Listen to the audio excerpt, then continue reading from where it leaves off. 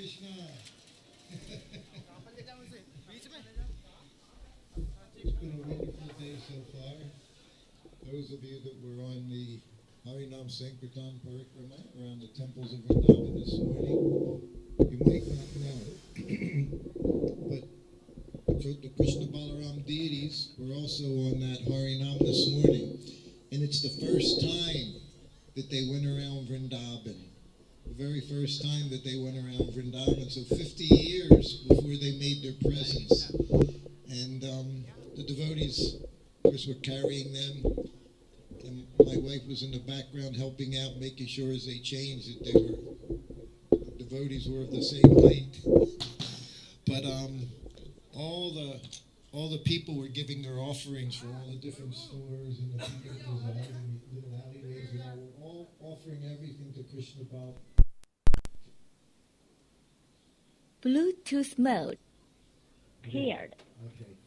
And anyway, I wasn't going. Yes. I even have something very interesting. I'll read it. It's a shame so few people are here at this time, but I thought this popped up. We had a complaint. In a temple, you always get complaints. But this is a very interesting.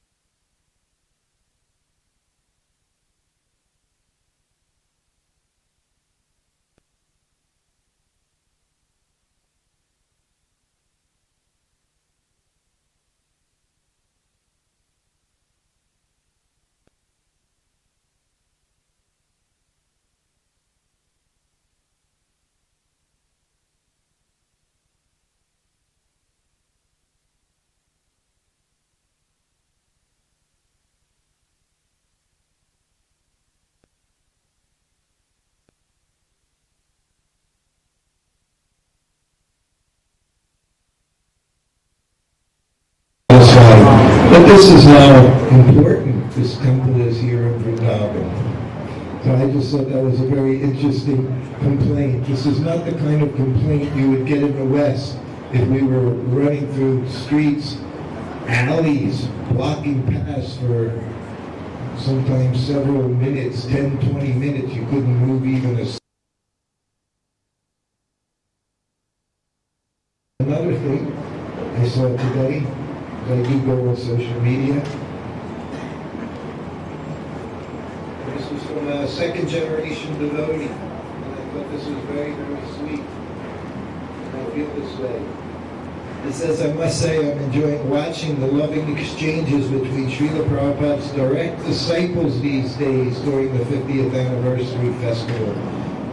Seeing the love of Srila Prabhupada's sons and daughters for each other is truly something special. And after so many years that they've all known each other, grown up and older together and apart all over the world, have come together to glorify their beloved spiritual master. Very heartwarming and encouraging for us all, for the younger generation. It's very important they see this.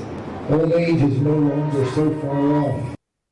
Praying to be even a fraction as connected and devout in my later years as these very special devotees are.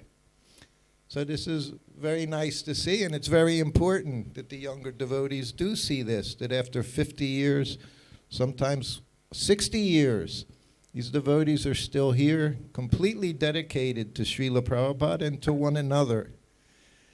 I know I'm getting to meet people that I've known for 50 years. I've known them, but I haven't known them at all. And now we're getting to sit down, whether it be in Govinda's restaurant or here, in different places at different times, and actually sit and talk to one another and find out what we've done with our lives and how there's still so much attached to serving Srila Prabhupada.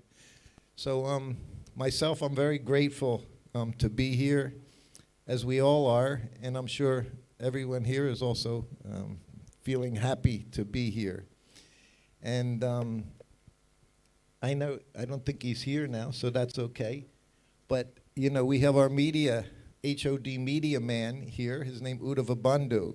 He's also in charge of our Govinda's restaurant, our Govinda's Cafe, which is in the corner right over there, and Govinda's Mathura, which opened up some months ago. And I have to say that the prasadam in Govinda's restaurant has been so nice, at least from my standpoint. I don't know what you think, but I think they're doing a phenomenal job of taking care of all of us. And I feel very thankful that I don't have to figure out how to eat anything for at least the next 4 days. I'm very appreciative.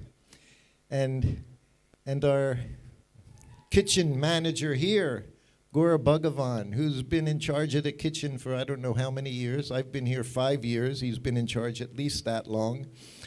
He's in charge of serving sometimes 10, 15,000 people. But every evening here, we also come here and you have your caramel popcorn, your salted popcorn, and last night we had cups of corn, more corn, and what else do we have? Pakoras. We had pakoras last night. So anyway, I think it's been really wonderful, and those devotees and so many other devotees in different departments are doing such a wonderful job. So I'm sure you'll hear more about that later on, but anyway, I was just feeling that today. Myself, I'm so tired, I can't even get enough energy to take a nap. That's how tired I feel. On the parikrama this morning, I wasn't going to go, and of course my very wonderful wife made me feel guilty and said, Prabhupada did it. You know, you're not... Prabhupada was 79 years old that day. 79 years old when he walked through the streets of Vrindavan proudly after opening Krishna Balaram Mandir. So anyway, we're going to start. It's been a very flexible schedule with our speakers. Sometimes someone doesn't feel good. They're scheduled to speak, but they're not speak today. They'll speak tomorrow. But we have two very wonderful devotees here. My godbrother and a friend, Bhima Prabhu. He's been on many different bureaus. Of course, he's BBT in India for decades, and he's on the VEB here, the Vrindavan Executive Bureau, also for a long time. And I believe you were initiated here, second initiated here. What year was that? Right here at this festival, Srila Prabhupada gave him second initiation, so certainly a very special place. And his wife, Jalatala, she's a grand disciple, not a grand disciple, she's a grand niece of Srila Prabhupada. So they're going to speak to us starting this evening, and then we have a few other speakers lined up. So please welcome them here, and we'll begin the program this afternoon. Hare Krishna. Om Ajnanatimrandasya Jnananjana Shalakaya Chakshur Unmilitam Jaina Tasmai Shri Gurave Namaha. So, 1975, there was the festival in Mayapur, and after the Gaur Purnima festival, there was the opening of this Krishna Balaram Mandir, but that wasn't until Ram Navami, so there was a gap. And they filled that gap by bringing all the devotees to Hyderabad. And there was a big Pandal program in Hyderabad. The Hyderabad temple was under construction.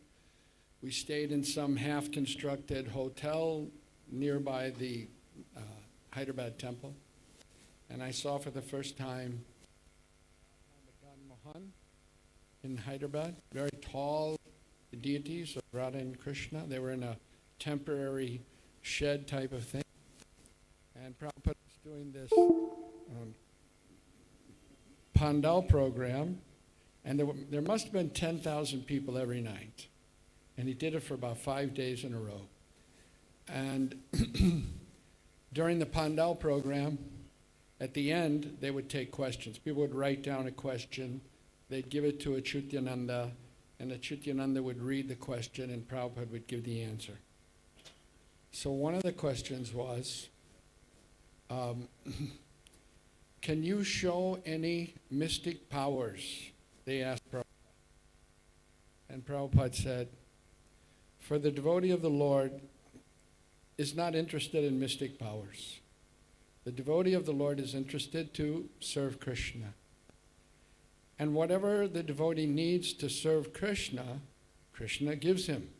And that's what he's concerned with, the service of Krishna. So like that he was explaining. And then at the end he said, all the devotees were sitting in front of Srila Prabhupada and on the side of Srila Prabhupada. And he said, but if you want to see mystic powers, here's my mystic powers. I have turned malechas into brahmanas. And all the devotees went, Haribo! So then we went in a train to Vrindavan. And we had the whole train. I mean, not the whole train, but at least a couple of bogies. It was just devotees in the car. And, oh yeah, before we got to Hyderabad, I got to mention this. We stopped in a place called Vishakhapatnam. There's a famous Lord Nrsingadidi up on the hill, Simhachalam. And onto the train comes Prabhupada's godbrother, Bhakti Vaibhav Puri Maharaj. And all the, the older devotees, I was sitting with Brahmananda and Tamal Krishna Maharaj, and they all seemed to know him. First time I ever met him. And he was so friendly with all of them. He had bought big baskets of lemon rice and leaf plates.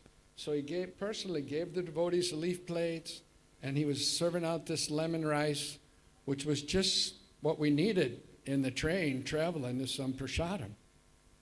And he was so friendly with everybody, Prabhupada's godbrother, Puri Maharaj. And then the train started to leave, and he didn't get off. And, I'm thinking, wow, what this is, he's not getting down. But it was already arranged that they would pick him up at the next station. And many, many years later, I learned that was organized by Mahamsa. At the time, Mahamsa Swami had organized. He said, he made arrangements for Maharaj to bring the prasadam and serve out the prasadam, and he said that he'll pay him for it, whatever it was. Of course, I don't think he ever paid him for it, but that's another thing. And so that was one remembrance. But then we went to Hyderabad. From Hyderabad, there was another train, again, a couple of bogies, just devotees. And what I noticed on the train was there was this Indian person, a little older than everybody else, but sitting back by the bathroom. Sometimes somebody that doesn't have a ticket, they sit by the bathroom, and this particular sadhu, wearing saffron, he was sitting on his suitcase by the bathroom, wasn't really talking to anyone else. And I kind of felt, well, maybe he's just hitching a ride with all of us. But it was interesting. He just kept to himself. And later on, we got to Vrindavan. The festival was going on. They installed the deities. Actually, there was a moratorium on sannyas at that time. Prabhupada wasn't, because some of the sannyasis had left, so Prabhupada wasn't giving sannyas. But they asked Srila Prabhupada if he could make an exception for Tripurari. He wanted to take sannyas. And Prabhupada said, okay. And then they asked him when, and he said, well, after the installation, which is on Ram Navami, on the Purnima, which was Balaram's Ras Purnima, we'll have an initiation, and he can take it that time. So the installation happened, and then came the Balaram's Ras Purnima, and there was the devotees sitting there, and I noticed sitting there this same sadhu that I had seen in the train, and he was getting ready to take sannyas, and I asked, who was that? And they said, oh, that's Gaur Govinda, soon to be Gaur Govinda Maharaj. And I thought that was kind of interesting. But they had the installation, And then one interesting thing happened, because they had around the yagya, the Snan Vedi they call it, fruits, pineapples, papayas, all these fruits were there, and they did this fire sacrifice. There were also, mostly there were second initiates there, myself and Tattvavit and Atendriya, Madhusevita, we're all getting second. And there were some first initiates too, and there was this one Bengali boy, couldn't have, maybe 9 years old. I think you see a Prabhav, his name is. And Prabhupada said, he's so young. And they said, Prabhupada mentioned, call Bhavananda. They came back and said, Bhavananda's not here. And Prabhupada said, okay, let him get initiated. And he's here now. That time he was 9 years old, and now he's 59. At that time I was 23, and I won't tell you how old I am now.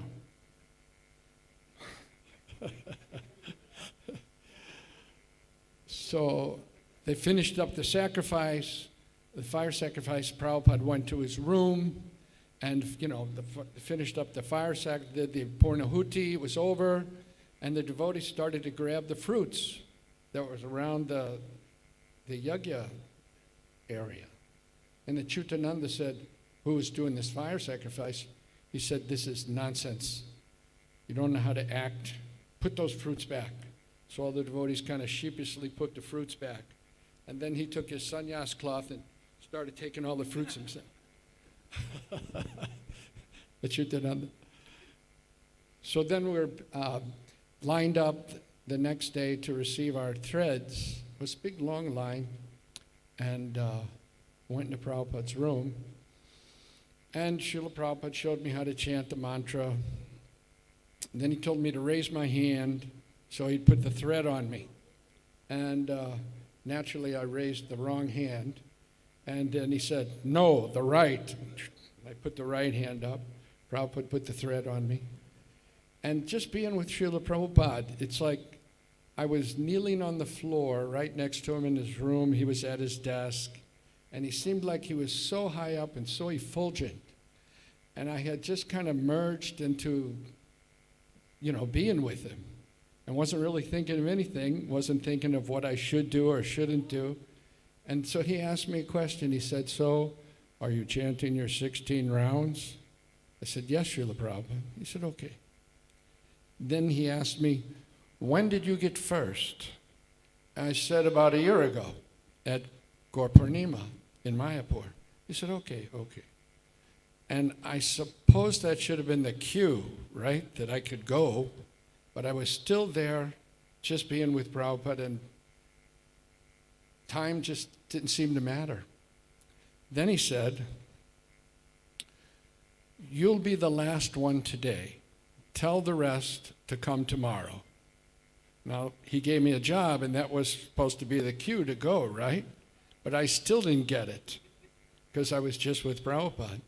And then finally said, okay, you can go. Then I got it, offered my obeisances, went outside, and I think the servants had already understood that, and there wasn't a queue. Nobody was out there waiting. Well, there was one person waiting, Madhusevita, he was waiting. So that was my experience there. And that time at the opening, so many wonderful things happened at that time. There was a play,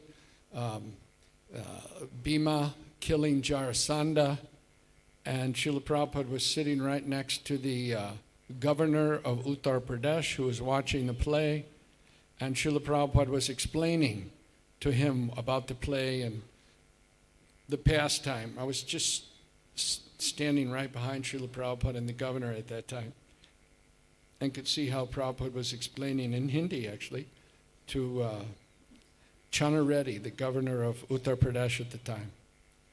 And like that was extremely wonderful. I remember the first Artik, Srila Prabhupada was there, and every time when he turned around to offer the articles to the devotees, he had this huge smile on his face. I think there's some beautiful photographs of there. And as if Srila Prabhupada had just conquered the world by the opening of the Krishna Balaram Mandir. And indeed he did. He established ISKCON very firmly by establishing the Krishna Balaram Mandir. And over the years, and ever since then, I've been coming here to Vrindavan. I moved to India permanently in 1977 as part of the Indian BBT Library Party. And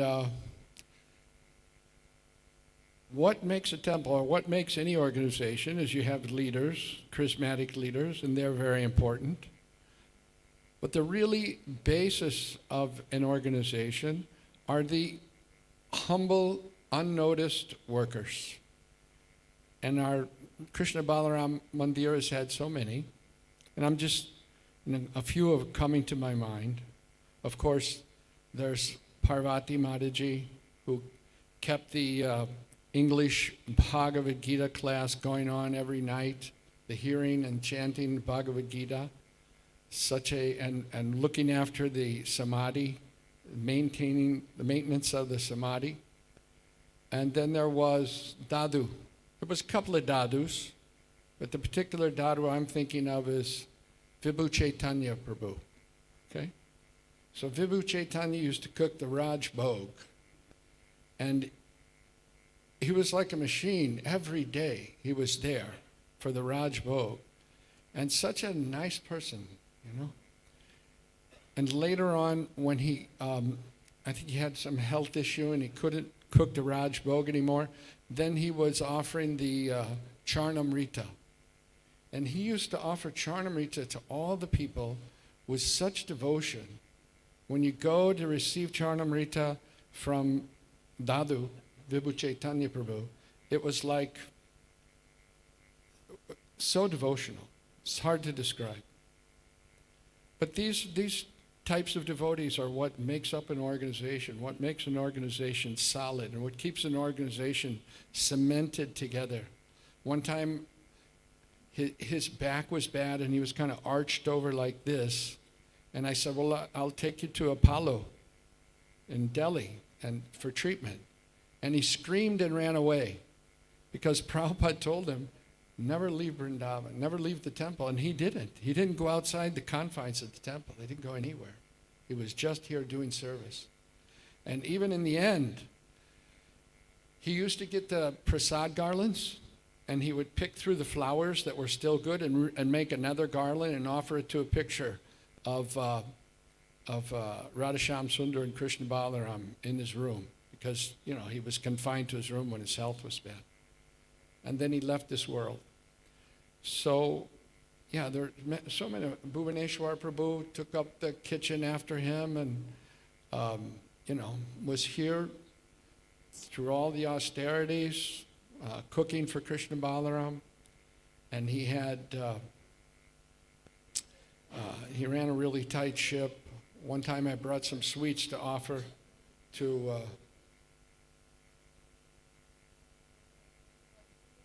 am I getting short time here, something? Okay. Anyway, so Bhuvaneshwar left. But the devotees, they're what make a temple. The selfless servants of Krishna, they're the ones that make a temple. And I was just thinking the other day in Mangalartik how Krishna Balaram, Radhasham Sundar, and Gaur-Nitai must be so happy because their old servants have come to meet them. Their old associates have come to meet them. So they must be very happy, and certainly I'm very ecstatic being here with all of you and being able to participate in this 50th anniversary. Thank you very much. Hare Krishna. So I'll hand it over to Jalatala, and she'll say a few words. Hare Krishna. Namam Vishnapadaya Krishna Pishtaya Bhutale Srimate Bhakti-Vedanta Swamiti Namine Namaste Saraswati Devi Gauravani Pacharine Nirvishesha Sunnavadi Paschata Deshatarine Vancha Kalpataribhasya Kipasi Vacha Patitanang Papanebha Vaishnavana. I was not in Vrindavan devotee. I was in Calcutta. I joined in Calcutta. So Srila Prabhupada came 1970, 9th of September, and before Vishwakarma Puja. So we went to the temple. There was no temple actually. 3C Alba Road not was there. There was one building. Srila Prabhupada used to stay in Godiahat, Rasbihari Avenue. So I went there, and that time I went with my brother actually. Actually, I went buy the sweet for our Jagannath in our house. Mother gave the money, so Father said we'll go to the temple today, and then we'll go to the house back. So when I went to the temple, then Prabhupada was not there. He was in Jadavpur University to giving the lecture. So was Tamal Krishna Maharaj was not Maharaj. He was Gyastho, Hangsodut Maharaj was Gyastho, and his wife was Haimavati. She was there. She took from me the sweet, and I was young. So she said, okay, thank you. But then I looked my brother, she said, no, I'll buy again. So then she said, what's your name? But I didn't know much English. So my name, how old are you, like that. Then I said, thank you, bas. Then we came back. Then we had a 3C Alvar Road. Srila Prabhupada used to come every year. So my seva was that I had to make for him chandan and 2 dap, 1 garland, chandan with saffron, with saffron, chandan paste, and bring for him his room 4 o'clock.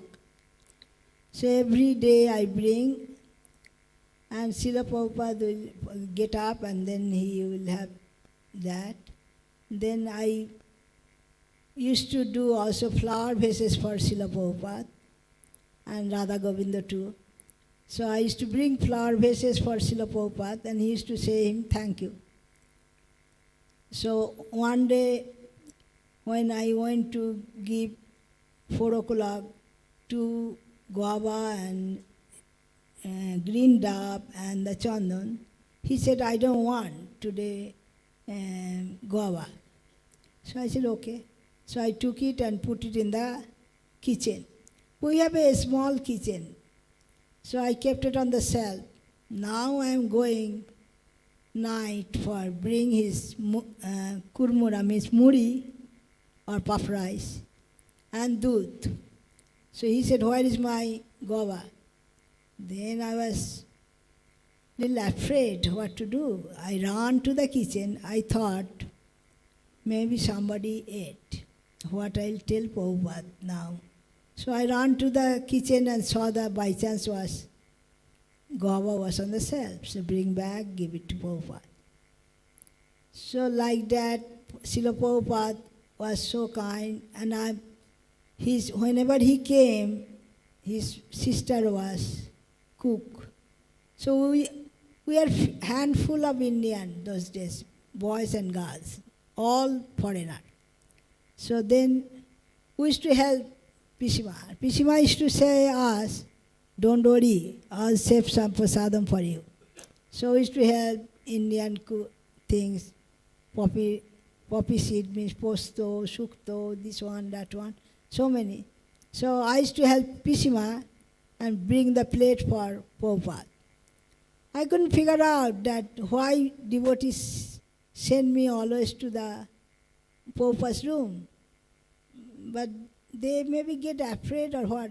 I was young, but couldn't figure it. But Prabhupada never chastised or nothing me. So like that always one day somebody was doing arti, Radha Govinda.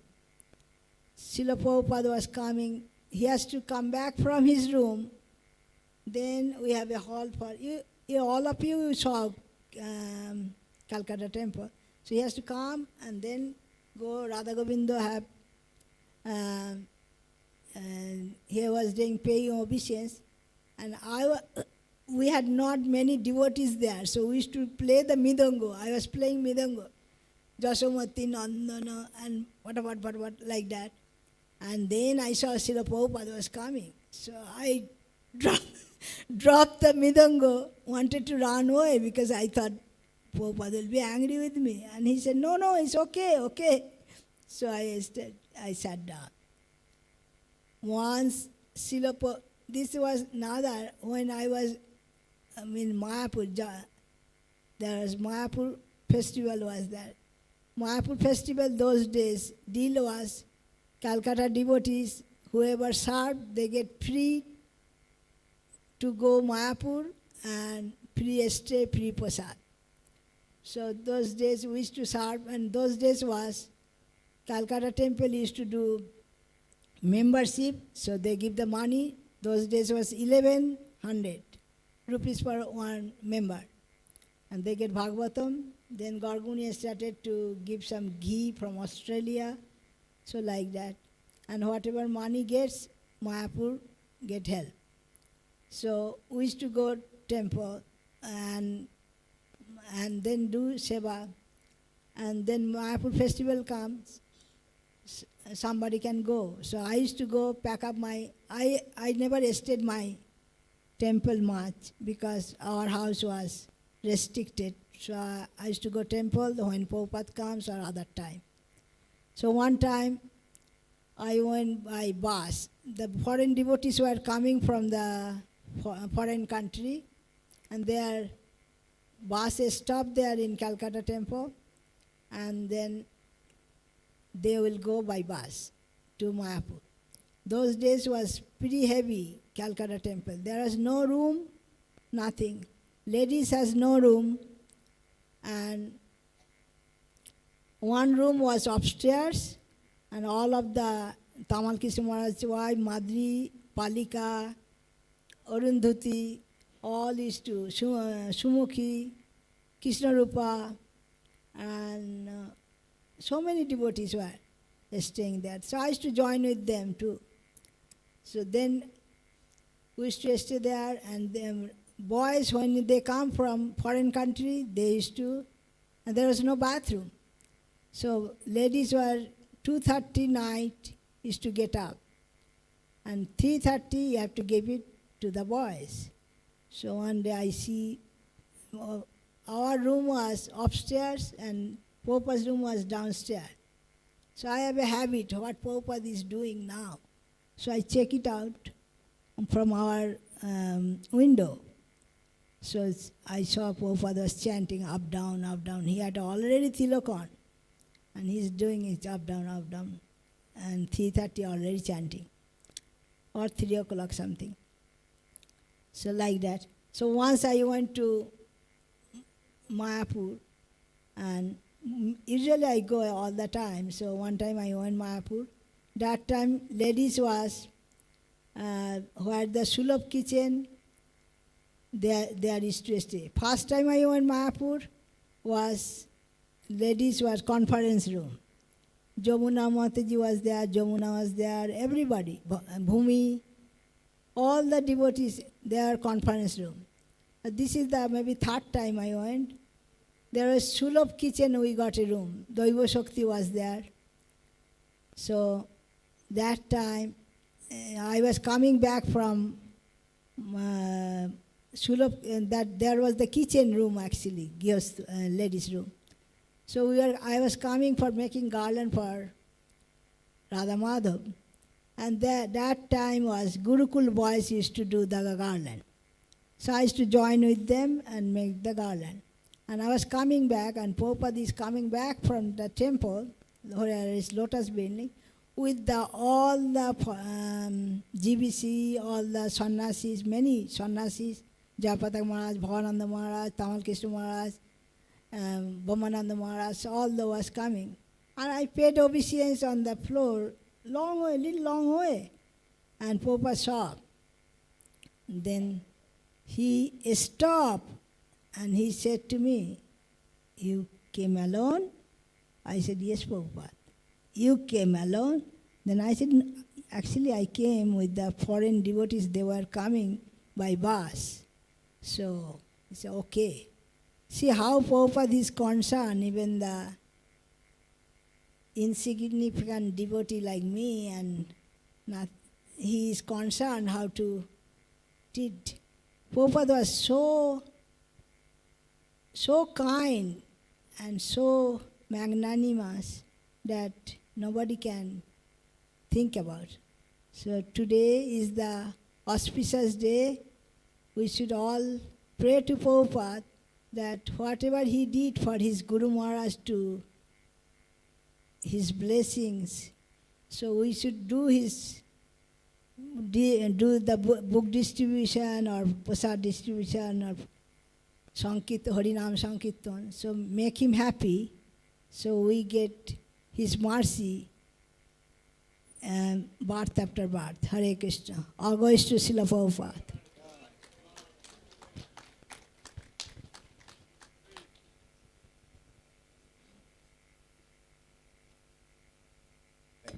Thank you very much, Mataji Prabhu. Next we're having, at least I remember Ugra-srava Prabhu from a long, long time ago in the 70s whenever Srila Prabhupada went to Australia. And I could say different things about his history, I guess, but I remember he had a very special relationship with Srila Prabhupada, and it was a very humorous one. Prabhupada always knew how to deal with each and every disciple. And I believe also you were Prabhupada's chauffeur very often. Is that correct? Yes. And he's here with his wife, Raatmika, and they both joined in 1971. And not only did they join in 1971, they were both married at that time. So they've been together for at least 55 years, which in itself is most wonderful achievement. Inside ISKCON, outside of ISKCON, anywhere in the world, to be together for so long is, so congratulations on that. And both welcome. We're going to move you up to the stage so everyone can see you now. All right, please welcome Ugra-srava Prabhu and his wife.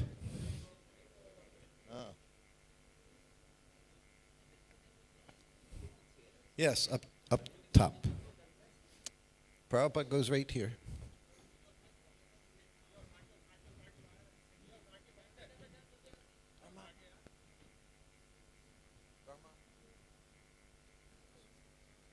Putting it in the same place, right? Yeah.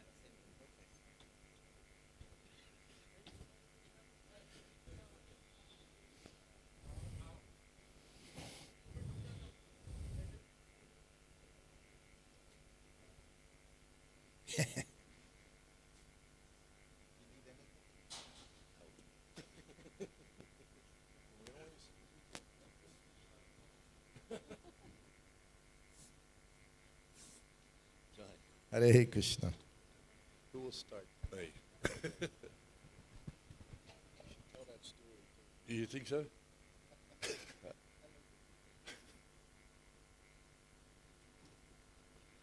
Nama Om Vishnavananda Krishna Prasthaya Bhutale Srimate Bhakti-Vedanta Swami Te Namine Namaste Saraswati Devi Gauravani Pracharane Nevasesa Sunyavadi Prachachadi Shatarane. Jai Srila Prabhupada. I just told Sri Kirti a story just before, and he just suggested I should tell it again.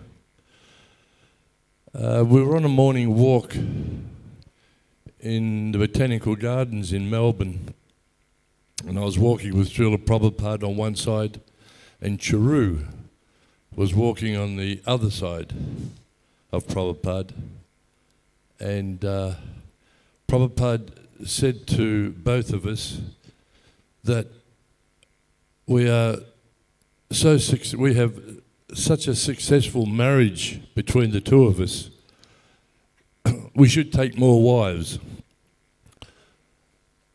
I elbowed Chiru in the stomach and said, Prabhupada's talking to you, he's not talking to me. So the story I was going to tell today is very short, but I think it's very good. I have a lot of stories. Prabhupada, Sri Kirti said that Prabhupada used to tell everyone that he taught me how to drive, and I had some unbelievable experiences with Srila Prabhupada driving. He would, after Mangalarti, after lunch, after Mangalarti, I'd get him.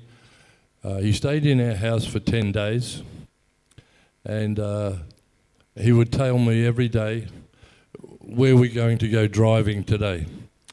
So I'd come around, pick up Srila Prabhupada. Literally, he would stand there, I'd put his shoes on for him, and then he'd wait for me to pick him up, and I'd carry him to the car. Put him in the front seat of the car. I'd have a newspaper on the floor. I'd buckle him in, and we would drive for maybe 5 or 6 hours. And he would say, one day he said to me, where are we going today? I said, where do you want to go today, Srila Prabhupada? He said, it was winter time. He said, we can go to the snow. I said, okay. So we drove to King Lake and saw some snow and drove back to Melbourne. In Melbourne, many of you devotees maybe seen it. I did an advertising program with the Wrangler shirts. I don't know if anyone saw it. It was billboards in every major square around the world. New York Times, in London, everywhere. In Australia, every capital city. And my friend, the photographer who took the photo, won many, many, many awards. And what it was a group of the devotees in Melbourne. We chanting down Burke Street early in the morning, Main Street in Melbourne, having kirtan. Hari Sori was there. Is he here today? Hari Sori was in the party. And it said on the billboard, which must have been 40 foot wide, I ain't going unless I wear my Wrangler shirt. So I was getting heavily criticised by many of the devotees, including at that time Prabhupada's servant and a lot of the Australian devotees. So I stopped in Elizabeth Street, Melbourne, underneath the billboard, and I was sitting there for a while with Srila Prabhupada after been driving for 5 or so hours, and I said, Prabhupada, what do you think of that ad up there? And he said, that is very good. The boy who did this is very smart. And he goes, so, that is you, correct? And I said, yes. So that I dropped Prabhupada off at our house and went and saw, what was his name? No, the sannyasi. Satsarup and Deer Park and a lot of other ones which were giving me, because I was the only householder in the Australian Yatra at the time, and of course being a Grihasta, you're in Maya, as you all know. I was accused of being in Maya all the time. Prabhupada thought it was unbelievable advertisement, and it won, as I said, many, many awards around the world. And he thought it was terrific. So the one story I wanted to tell today, which no one knows, not even Hari Sori, on Sankirtan in Melbourne, particularly, not Sydney, but in Melbourne, we used to get, and if you listen to Prabhupada's tapes that he used to produce then, you would have all heard it, how the Australian devotees used to get beaten up on Sankirtan. We were attacked every Friday, every Saturday, without a doubt. Every weekend we were attacked. So I learnt that one of the boys who become, one of the young boys who was coming to the temple would become interested in Krishna consciousness, and he just won the world championship in Holland in martial art called Silat. So he was the world champion, he's Australian, and he's coming to the temple, and I thought, well, this is perfect time, I'll talk to Srila Prabhupada. So I went to see Srila Prabhupada, and I said, Prabhupada, I would like to pick 6 or 7 brahmacharis and myself, and I would like to learn to protect the party. You know what's been going on. You've been talking about it on your world travels. You've been telling everyone how we've been getting beaten up in Sankirtan. And I said, I want to, can we learn martial art? And Prabhupada said to me at the time, why do you want to waste your breaths? There's so many breaths you are given, why do you want to waste them? I said, well, I thought, I wasn't thinking about the breath so much, Srila Prabhupada, I was thinking about the brahmacharis and the brahmacharinis. I'd want to protect them. He said to me, get a gun. I said, get a gun? He said, yes, get a gun. I said to Srila Prabhupada, with a gun, Prabhupada, we can use only 100%. With martial art, I can use 5%, 10%, 15%, 50%, 100%. But with a gun, it is always 100%. He said, get a gun. So Prabhupada used to send me on different missions to which were undercover. So one was to go into the Manila and find out what Siddha Sarup was up to. We knew that Siddha Sarup, which I don't know if everyone here knows, but they're called the Hari Bowls in Australia. They're very big. They cause a lot of trouble. So he sent me to Manila to find out what the Hari Bowls were up to, because we knew that they're all gone back to Hawaii. They're all called back to Hawaii, like Sudama Vipra. Is Sudama Vipra still with us? Does anyone know? No? So Sudama Vipra was the main heavy guy.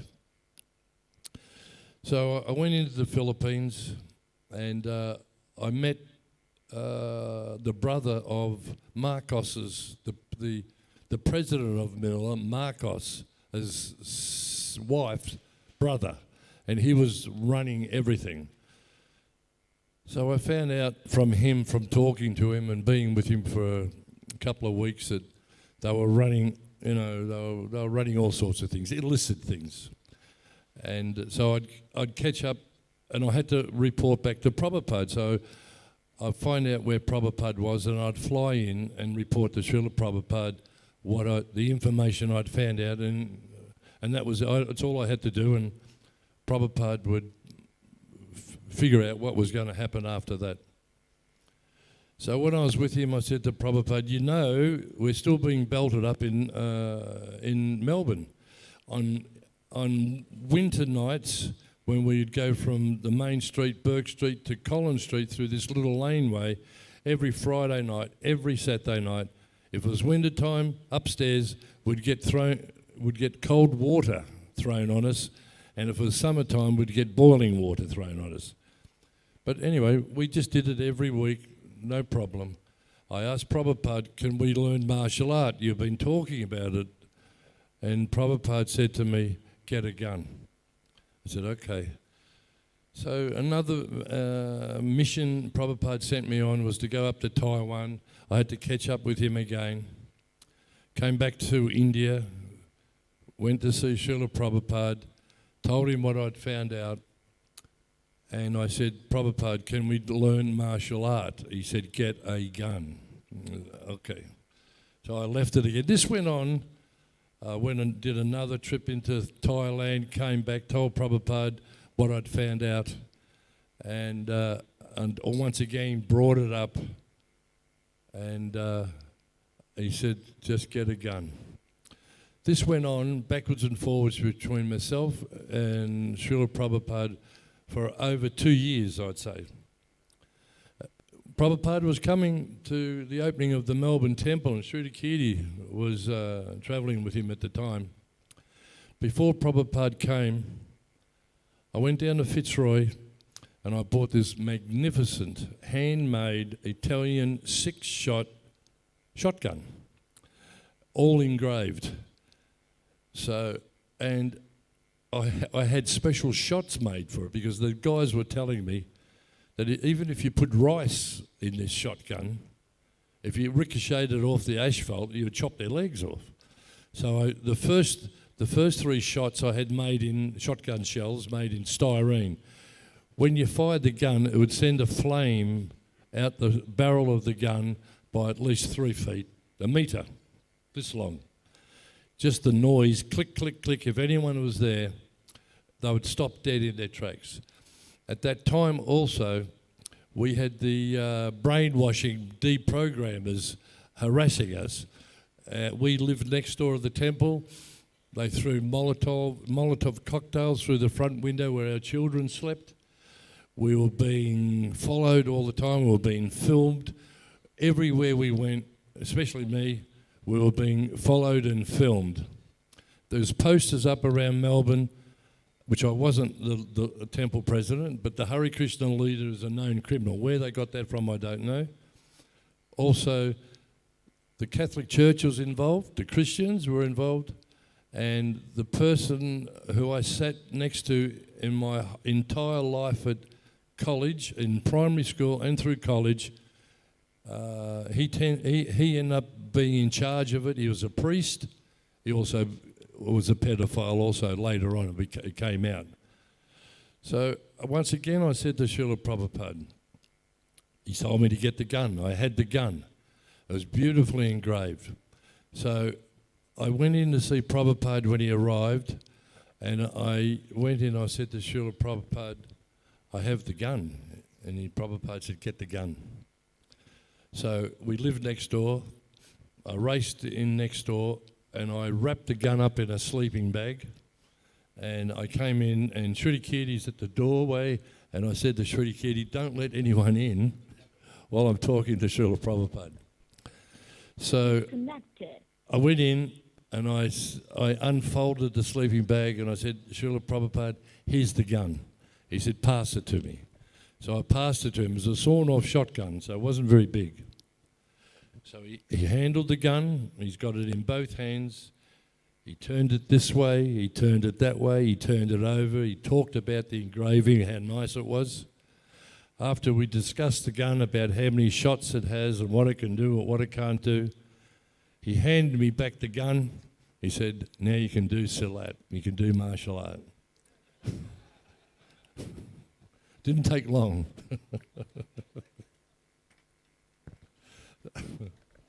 I'll hand it over to my wife now.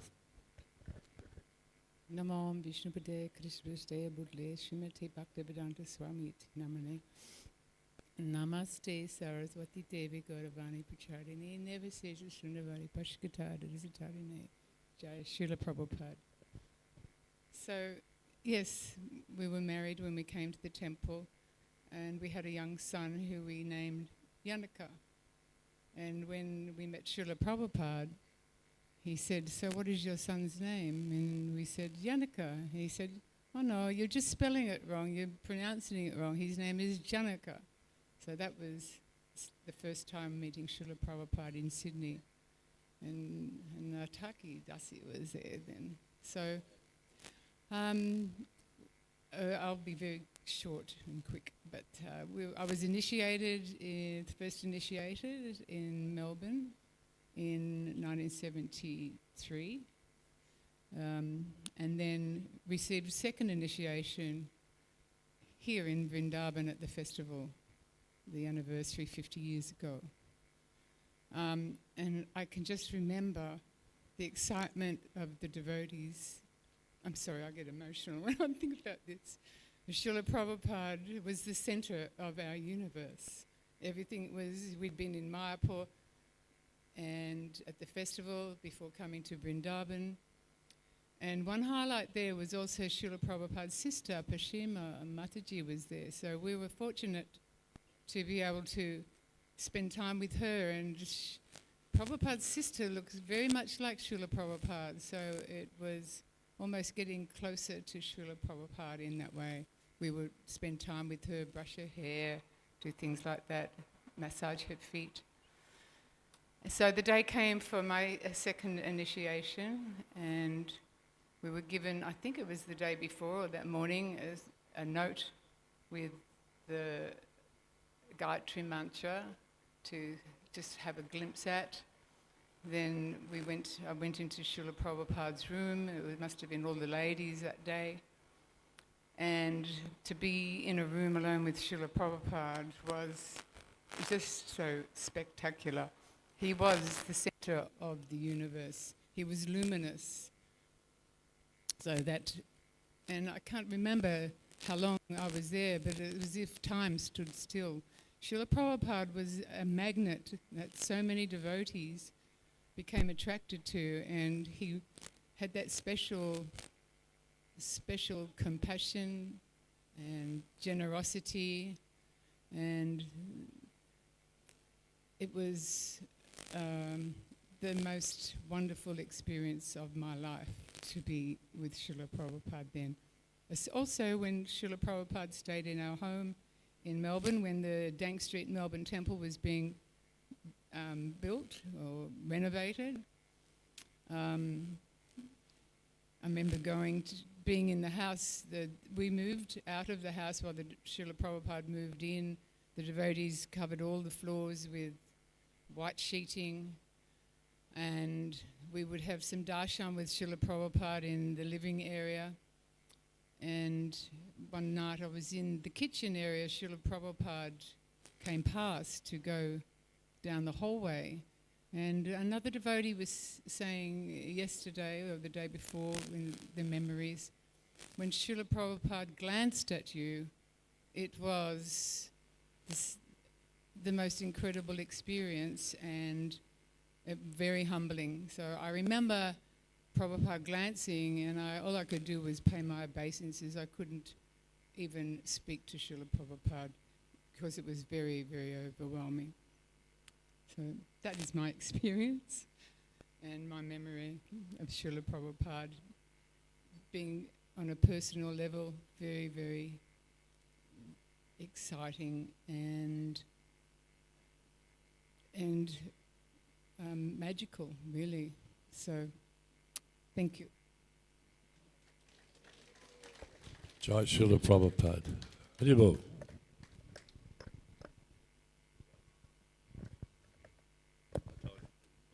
We want to hear the rest of his stories too with Srila Prabhupada. Yeah. Thank you very much. Next, we're going to hear from our godbrother Banabata Prabhu.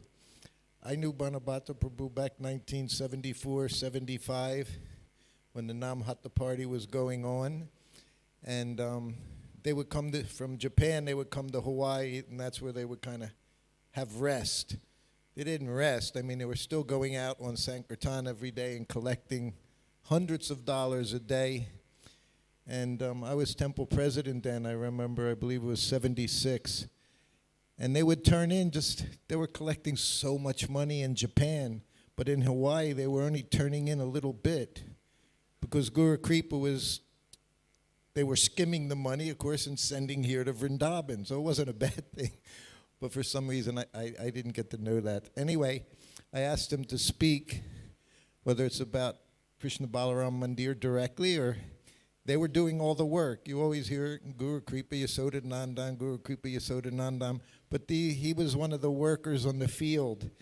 And I did hear one incredible story from him about Lord Nrsingadev some time ago. I don't know if you're going to be sharing that or other stories, but please welcome Banabata Prabhu.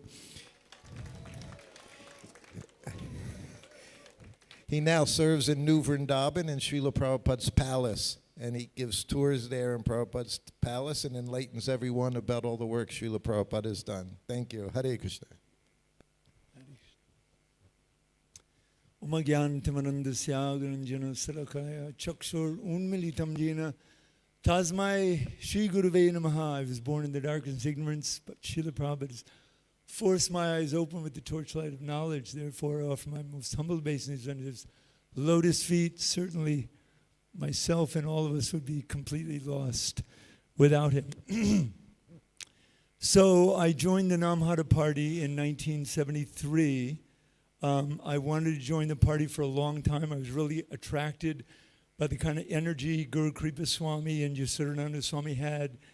My temple president flatly refused, and I spent about 6 months searching my heart because I felt I could increase my service to Prabhupada. That would please Prabhupada. But if there was some ulterior motivation, it could hold me back in my spiritual progress. So I was asking, Jayananda was in San Francisco at the time, Nalini Kanta, other older God brothers and I really felt that, I'm actually, that Prabhupada wants me to do this. So to actually come, I had to get kicked out of the temple. That's a whole story, I won't go into that. But in Japan, it was an amazing service, an amazing adventure. And Prabhupada, wanted these temples built at these important holy places because he knew it would add a lot of legitimacy to the movement. He didn't really know where the money was going to come from. It was early in the movement. And so Guru Kripa Swami told Prabhupada, he said, Prabhupada, I will find you the money. He himself had no idea how he was going to do it. Anyway, he discovered through another God brother, Gopal Swami at the time, that Japan might be a good place to raise funds. And so he went and checked it out and eventually got a party, kind of a ragtag party of devotees together, because Prabhupada told the temples, this is a very important service and you should give some men. But no temple president wanted to give any of their good men. So some of the devotees were, a couple of maybe just about to get kicked out of the temple because of certain qualities. Anyway, we were kind of a ragtag group, but we went to Japan and we had tourist visas. We couldn't get missionary visas. I remember we invited immigration to come to our house and we treated them really nice and everything. But once they knew we were collecting on a tourist visa, donations on the street, they refused to give us missionary visas. So part of the pastime in Japan is we were always running from the police. And here we were on the street, foreigners. We learned a few lines of Japanese, and we had these magazines, small magazines, with the story of Prahlad Maharaj in there. On the front cover, a picture of Guru Kripa's Gornitai deities. On the back cover, a picture of a really hungry kid in Mayapur Prasadam Pavilion with a handful of kitri putting in his mouth. And we would just go out on the street and beg donations. And Japanese people, of course, like to bow a lot. We would just bow them to death. We would keep bowing until they gave us what we wanted. And they were so charitable, and Krishna was so merciful. And by Krishna's grace, we were able to collect literally millions of dollars. We've heard many devotees all over the world. All the devotees, in fact, on book distribution, a percentage was going to Japan, but most of the money was coming from our party. And the most incredible part of that experience, I was with the party 3 years, and we got to go to Mayapur Vrindavan Festival every single year and sit. And I remember, for some reason, I was mostly in Mayapur. I was also in Vrindavan, but my memories are more specifically in Mayapur. We would sit at Srila Prabhupada's lotus feet every day and hear him give Srimad Bhagavatam class. And then we would stay there. Prabhupada would finish his class, and then we would have his Guru Puja right there. And then when Guru Puja was, we finished the prayer, the kirtan would be going on. Prabhupada would stand up and start walking down the Vyasasan. And we would race, in Mayapur, in the temple room, it's still there, one bell on one side, one bell on the other.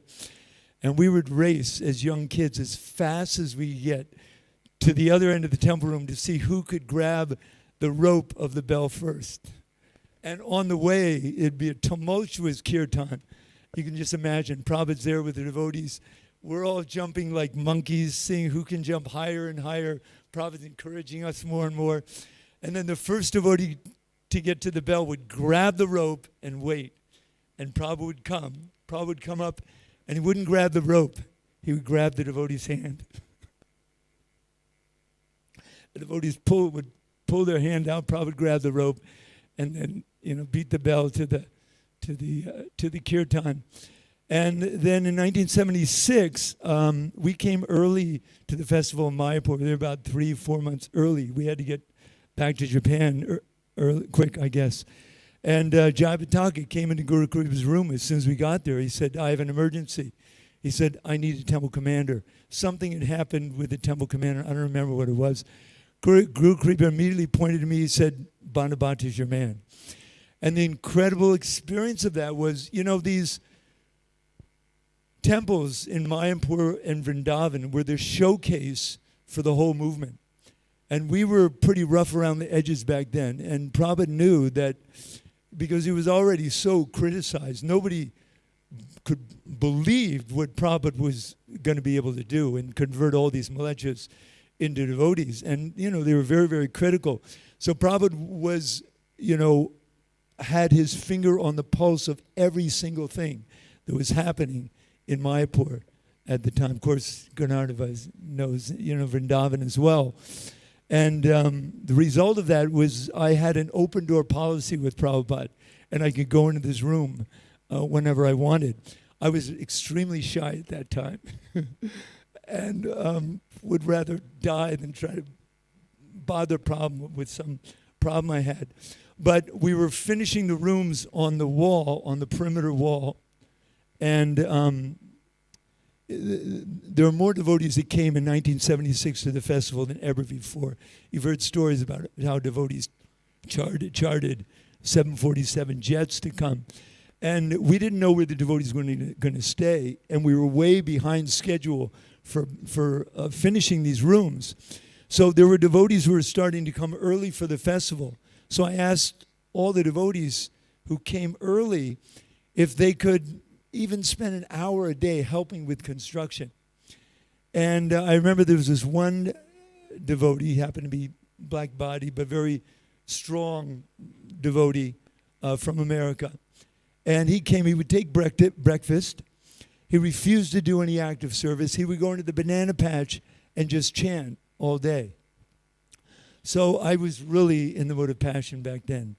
And I couldn't take it. I went to Prabhupada's room. I offered my obeisances. And I looked up, and Prabhupada was, so the room was, like this was, let's say this was the entrance to his room. His desk was there on the other side, and Prabhupada was turned towards the corner of the room, as he would often do with his leg up and his arm over his knee, chanting japa with his head up in that perfect Paramahamsa posture, just chanting softly.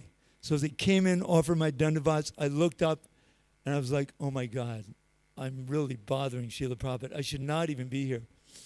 If I could have, I just would have ran out again, but I was already there. And Prabhupada didn't even acknowledge me. He just kept chanting. Finally, he stopped his chanting. It seemed like an eternity.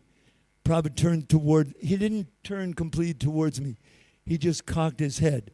Another sign that I was really bothering him, that he was really absorbed.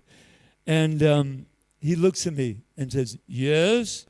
And I said, well, Srila Prabhupada, the thing is, yes, Prabhupada, and I explained to him that it's the beginning, before the festival started, we're behind schedule in the rooms, we don't know if we're going to be able to finish.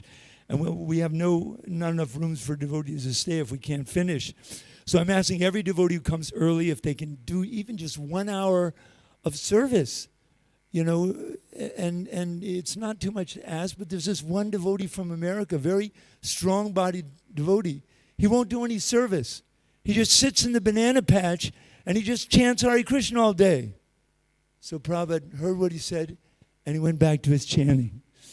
And it seemed like another eternity. And I'm sure he was giving me a chance to think about, in my very passionate mode, what I was just saying to him. Finally, Prabhupada stops. He looks back at him and he goes, so, you think chanting Hare Krishna is not service? He says, that is the greatest service. And Prabhupada's, you've seen those pictures where Prabhupada's eyes gets really big and rolls. So it was like that. And immediately my false ego went from like this to like this. And I was like, Jai Srila Prabhupada, offered my obeisances and got the most incredible instruction I've ever gotten in my entire life, which I'm still trying to fulfill. Thank you very much. Hare Krishna.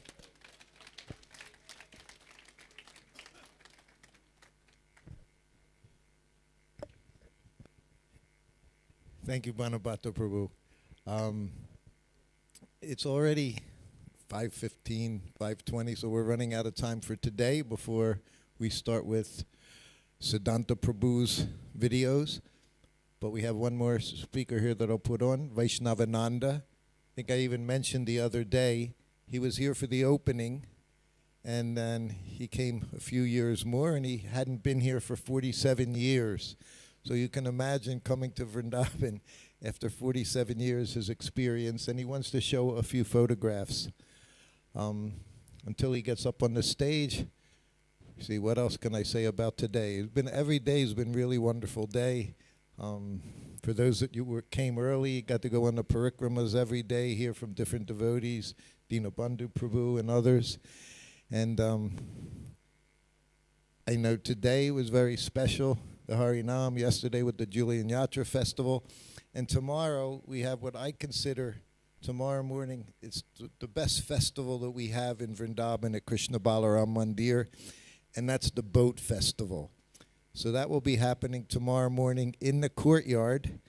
And Saurabh, as you know, and Gurunarnava Prabhu, they, by Krishna's arrangement, Krishna in the heart arranged, they needed to figure out how to get the altars up in the air. And Saurabh just emptied out the courtyard, and they brought that dirt and put it up, and it made the altar, and it turned into this courtyard, which every year, at least once a year, has become this wonderful pool. And the lordships, they go around in their swan cart in the pool. Gurunarnava, he's pointing to himself. So.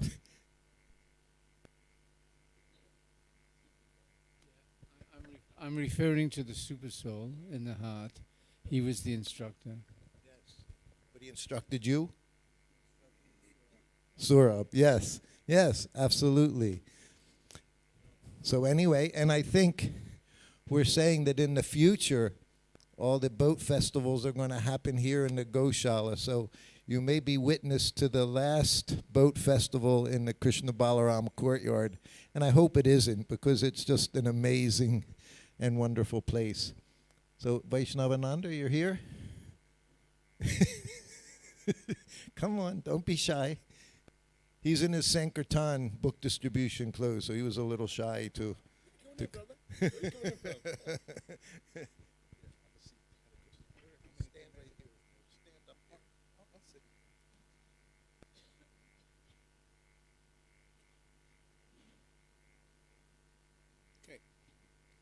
Hare Krishna. Please pardon my appearance because I didn't think I would be speaking today, so I donned my karmic clothes. Okay, it's working. Yes. Yes, please now. So I want to thank the devotees for attending this wonderful Jubilee, the 50th anniversary of Srila Prabhupada's Haribol. I'll stand over here. Of course, most of you have seen this photo, and I recall, I'll start from the beginning, actually. The devotees from Atlanta, we were like dynamic book distributors, you know, on account of the wonderful energy of Chaudeshna Prabhu, Pragoj, Tipurari, Sura, Swabas, who was our Sankirtan leader. And in this way, we were compensated. Balavanta, the temple president at the time, said to us, "You guys collect super big, and we'll send you to India, see Prabhupada." So, of course, then we did. So, at that time, when we all arrived in Vrindavan, and I recall one devotee by the name of Amogalila, you know, with the dreams, remember him? Right. So Amogalila says, "Oh, we're in Vrindavan, Prabhu, let's get out, let's roll on the ground." And he did that. He just rolled out in the dust, and then we followed suit, did the same. But anyway, suffice it to say that we came in to the temple. We were just all in awe and impressed because the temple was so elegant and opulent as such. But there wasn't a place to stay. So the devotees, we were kind of, where do we go? Where do we go? But we wound up going to Focal Ashram, is it? Yeah. And I must say, and I know this is redundant because other devotees before me have likely mentioned this, that there was nothing here that road, that Bhaktivedanta Swami Marg, not just Bhaktivedanta, was just two things. The Fogal Ashram, and down the street, they had this Ram temple. And I walked by daily on the way to Fogal Ashram, and they'd be chanting, Jai Jai Jai Jai Jai Sitaram, Jai Jai Radhesham, Jai Jai Jai Jai Jai Sitaram, Jai Jai Radhesham, continuously, what they call Akhanda Kirtan. And Akhanda Kirtan means continuous, non-stop, as such. So, the devotees were in ecstasy. Like everyone, Prabhupada was just magnificent, you know. I got to see everything. What you're watching in the videos, I saw Bhardaraj painting the lions, and Murlidhar, I think, yes? All the details, and the Brahmins, and and we just had access to Prabhupada. We could see him on a daily basis, you see? So, of course, Prabhupada, prior to that, had visited the temple in Atlanta. But that's another story. Let me not digress too much. I have a tendency to do that. My wife calls me the metaphor man. Go around. But I'll get to the point. So, as you can see here, all the devotees are gathered, the boys and the girls. We all are up here. And if I can show Prabhupada, of course, it's in the center with Madhavisa, and who told me that somebody was pinching him to move over and something like that. And Tamal Krishna Goswami. And this Vaisheshika, and this is not a good picture, but if you see a good photo of it, you see. And I'm sitting in the front row, just 2 rows down from where Govinda Maharaj is sitting. I can show you. That's him right here. Of course, this is Srila Prabhupada, Govinda, and I'm sitting somewhere over here. So, we're in ecstasy. What can I say? You know, it's Vrindavan, Srila Prabhupada. We're all young, dynamic boys, you know, going on book distribution. And I coined the phrase, I said, fighting Maya in hand-to-hand combat. So because Sankirtan required quite a bit of tolerance, you know, titiksha karunikam. We had to see these people as spirit soul. I recall going to the airport on a daily basis, you know, and so much so that Prabhupada acknowledged us. I never wrote Prabhupada, but I got a letter from Prabhupada. And because of, we send them Guru Dakshina from our collection. They said, my dear Vishnavananda, Kokika, Karunamuni, thank you for your service. You have my blessings. And that was enough for me. It's just saying the blessings of Prabhupada as such. So, and I like to mention Chaudeshna. He was our mentor.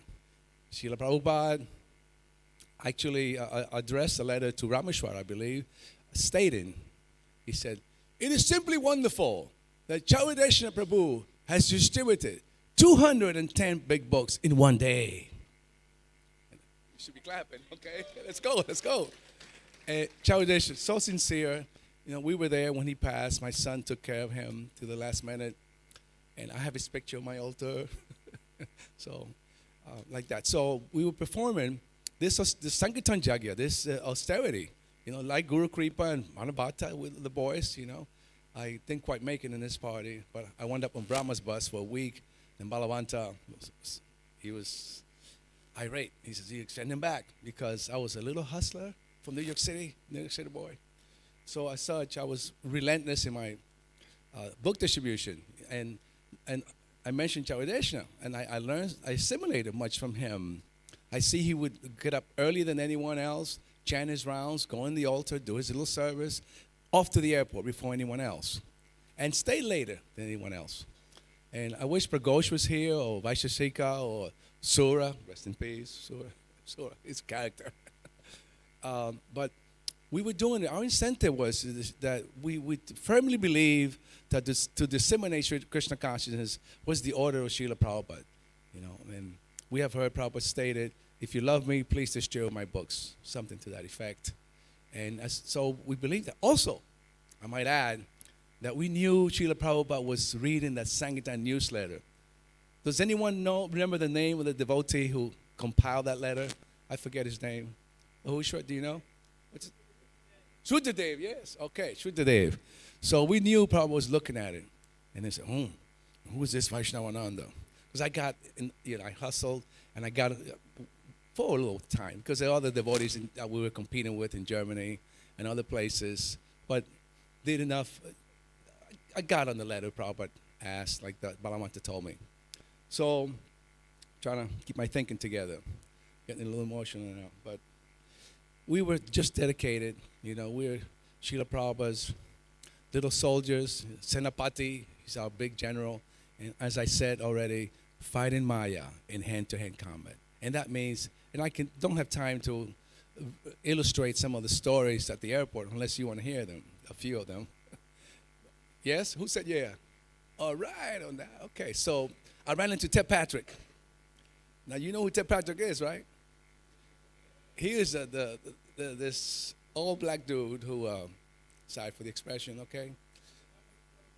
Oh yes, yeah.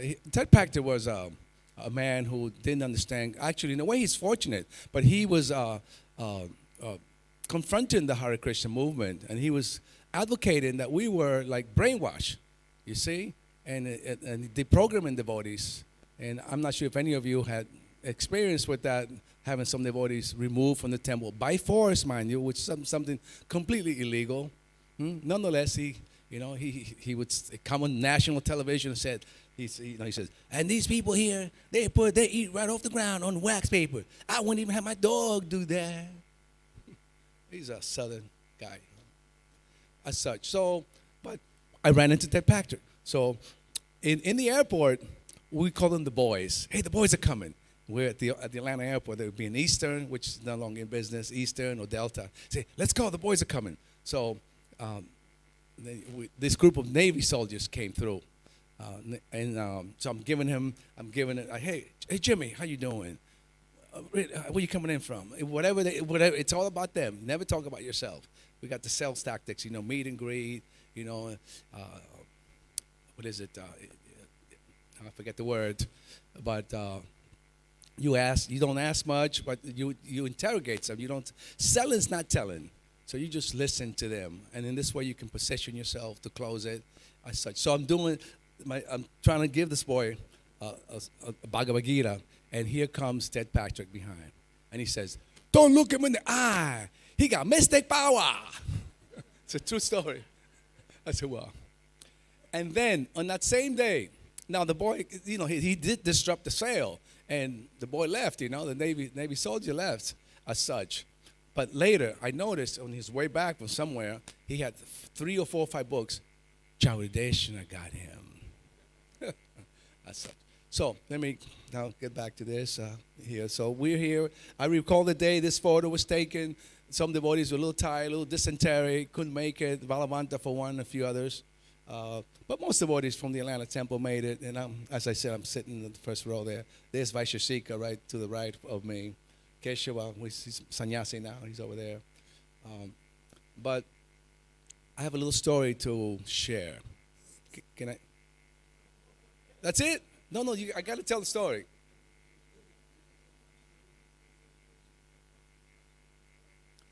Okay, well, I don't want to sound ostentatious. I'm the first person to get the Bhakti Shastri. It's easy. Okay, but I got to tell the story, but we'll take 2 minutes. So Prabhupada is coming back from his morning walk like this, and he comes over, and there's one devotee, his name is Haricharana. He's always falling asleep at every function like this. So he decided it was a cold, crisp morning in Vrindavan. He got on there was just dirt floor, muddy. There was no marble like we see now. So Haricharana put this chadar over his body, and he's lying. Prabhupada's coming back like this, and Prabhupada's like, everything's within the purview of his senses. He noticed that, and he goes, And he turns over, and he saunters, slowly walking. And all the Atlanta boys, Maitreya, Chaudeshna, Banabata, we all standing there. We see Prabhupada coming at us. We're in awe. We just flat, full body dandavats like that. Except Haricharana, because he's underneath the chadar sleeping. So Haricharana, Prabhupada walks up to him and pokes him with his cane like this. And Haricharana defiantly gets up, thinking, who dares to bother me? And he takes off the chadar like, what? And there before him stands, who else? His spiritual master, his divine grace, A.C. Bhakti-yoga, Swami Srila Prabhupada. And Prabhupada says to him, do not sleep. There's more, but the police is it. Hare Krishna.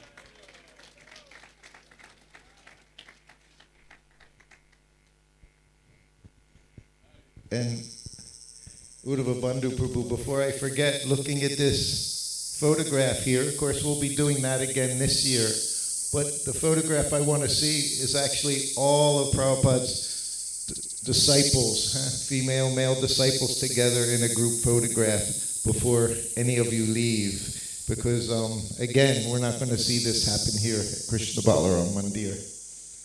He didn't want to mention it, but it's very important. You know, Prabhupada wanted us to take Bhakti Shastri. So he was part of the first Bhakti Shastri exam, which happened here in Vrindavan in 1975. And the test was compiled and administered by Satsarup. How many devotees were there? You remember Vishnavananda? How many were there for the testing for Bhakti Shastri? Well, 16 devotees. And they all got their Bhakti Shastri signed by Prabhupada. He still has it too. So, Vishnavananda ki. Without any further ado, we're bringing Siddhanta Prabhu here for the next day of Srila Prabhupada Memories. Thank you, Sri Kirti. You know that saying, he's a hard act to follow? So Vishnavananda is a hard act to follow. He's a really great friend and a wonderful devotee. Today is the third day. We have another 1 hour of hopefully new memories that you've never heard before that will hopefully inspire and educate you. We want you to pay attention because this is our door prize today as we did the last 2 days. Pancharatna, did I? You got yours, right? Okay.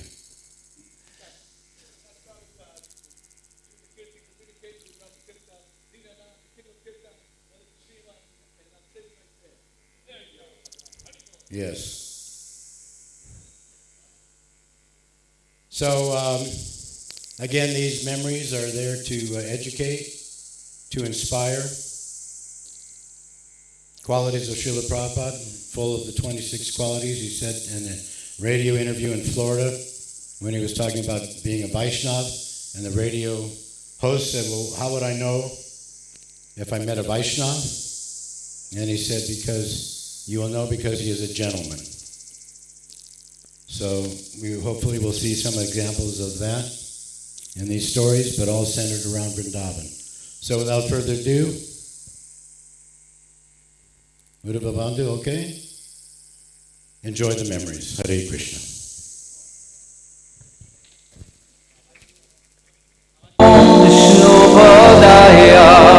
Krishna Prestaya Bhutale Srimate Bhakti Vedanta Swamin Ite Namani. And I'm really a believer that Prabhupada is to be known in his books. In Vrindavan, when there was a 24-hour kirtan, when I got the 2 a.m. shift, I would notice that his light in his room was on. And he would be sitting, underneath a custom-made mosquito net, translating. So, despite all the management and dealing with the society, he put his best time into writing his books.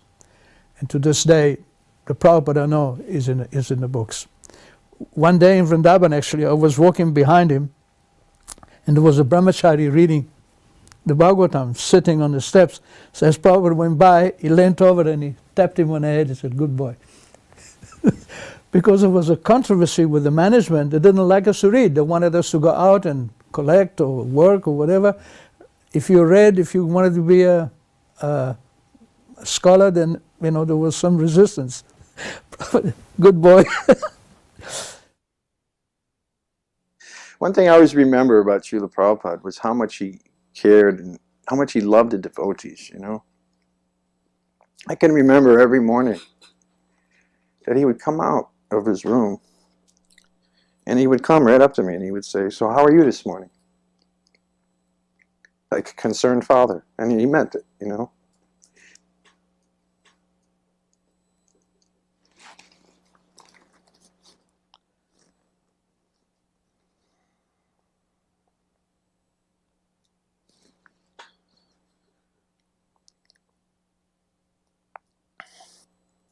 There wasn't anything that got past Srila Prabhupada. He would come out. I remember one day we were walking around, we would circumambulate Krishna and Balaram, on the outside of the temple there, on the temple grounds, you know what I mean? In the old days, there was that iron gate in the front, and it had a chain around it with a padlock. And we were walking, chanting japa with Prabhupada. And you couldn't see that the lock was unlocked. The Prabhupada just looked at one of us and said, "Why is the lock unlocked?" And we all kind of looked at each other like, you can't tell the lock's unlocked, So one devotee ran up, and sure enough, it wasn't shut. But you could not tell from the naked eye. There was really nothing that got by him. Or he'd come out another morning and say, "Why did Chokidar not ring the bell at 2 o'clock in the morning?" Right? He knew. Next day, why did Chokidar not ring the bell at 3 o'clock? There was nothing that got by Srila Prabhupada. He knew everything. Down to in Krishna's service, down to minute little things that we were oblivious to.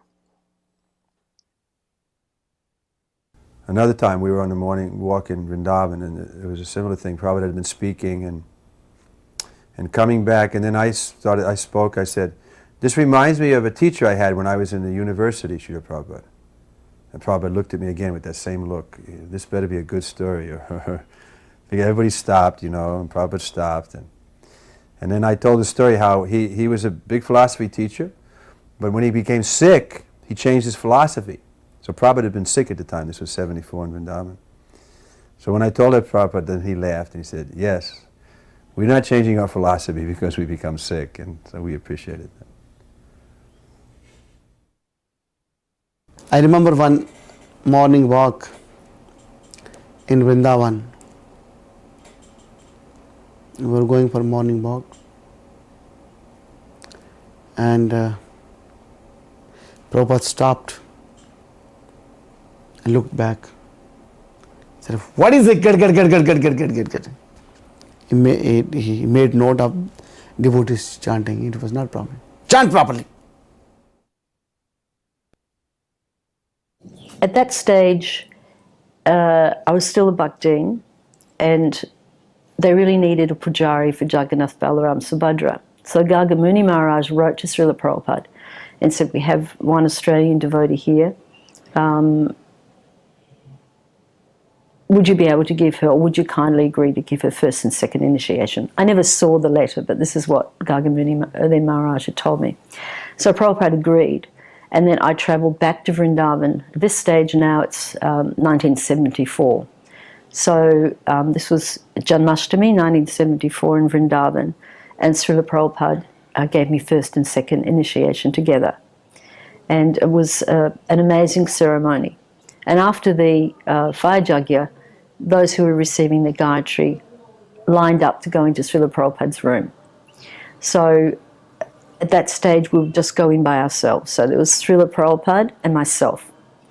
And Vishalini, who was a dear god sister of mine, she had given me a couple of instructions. I said to her, "What should I do when I go in and see Prabhupada?" She said, "Well, Prabhupada really likes it if you smile. So give Prabhupada a really big smile."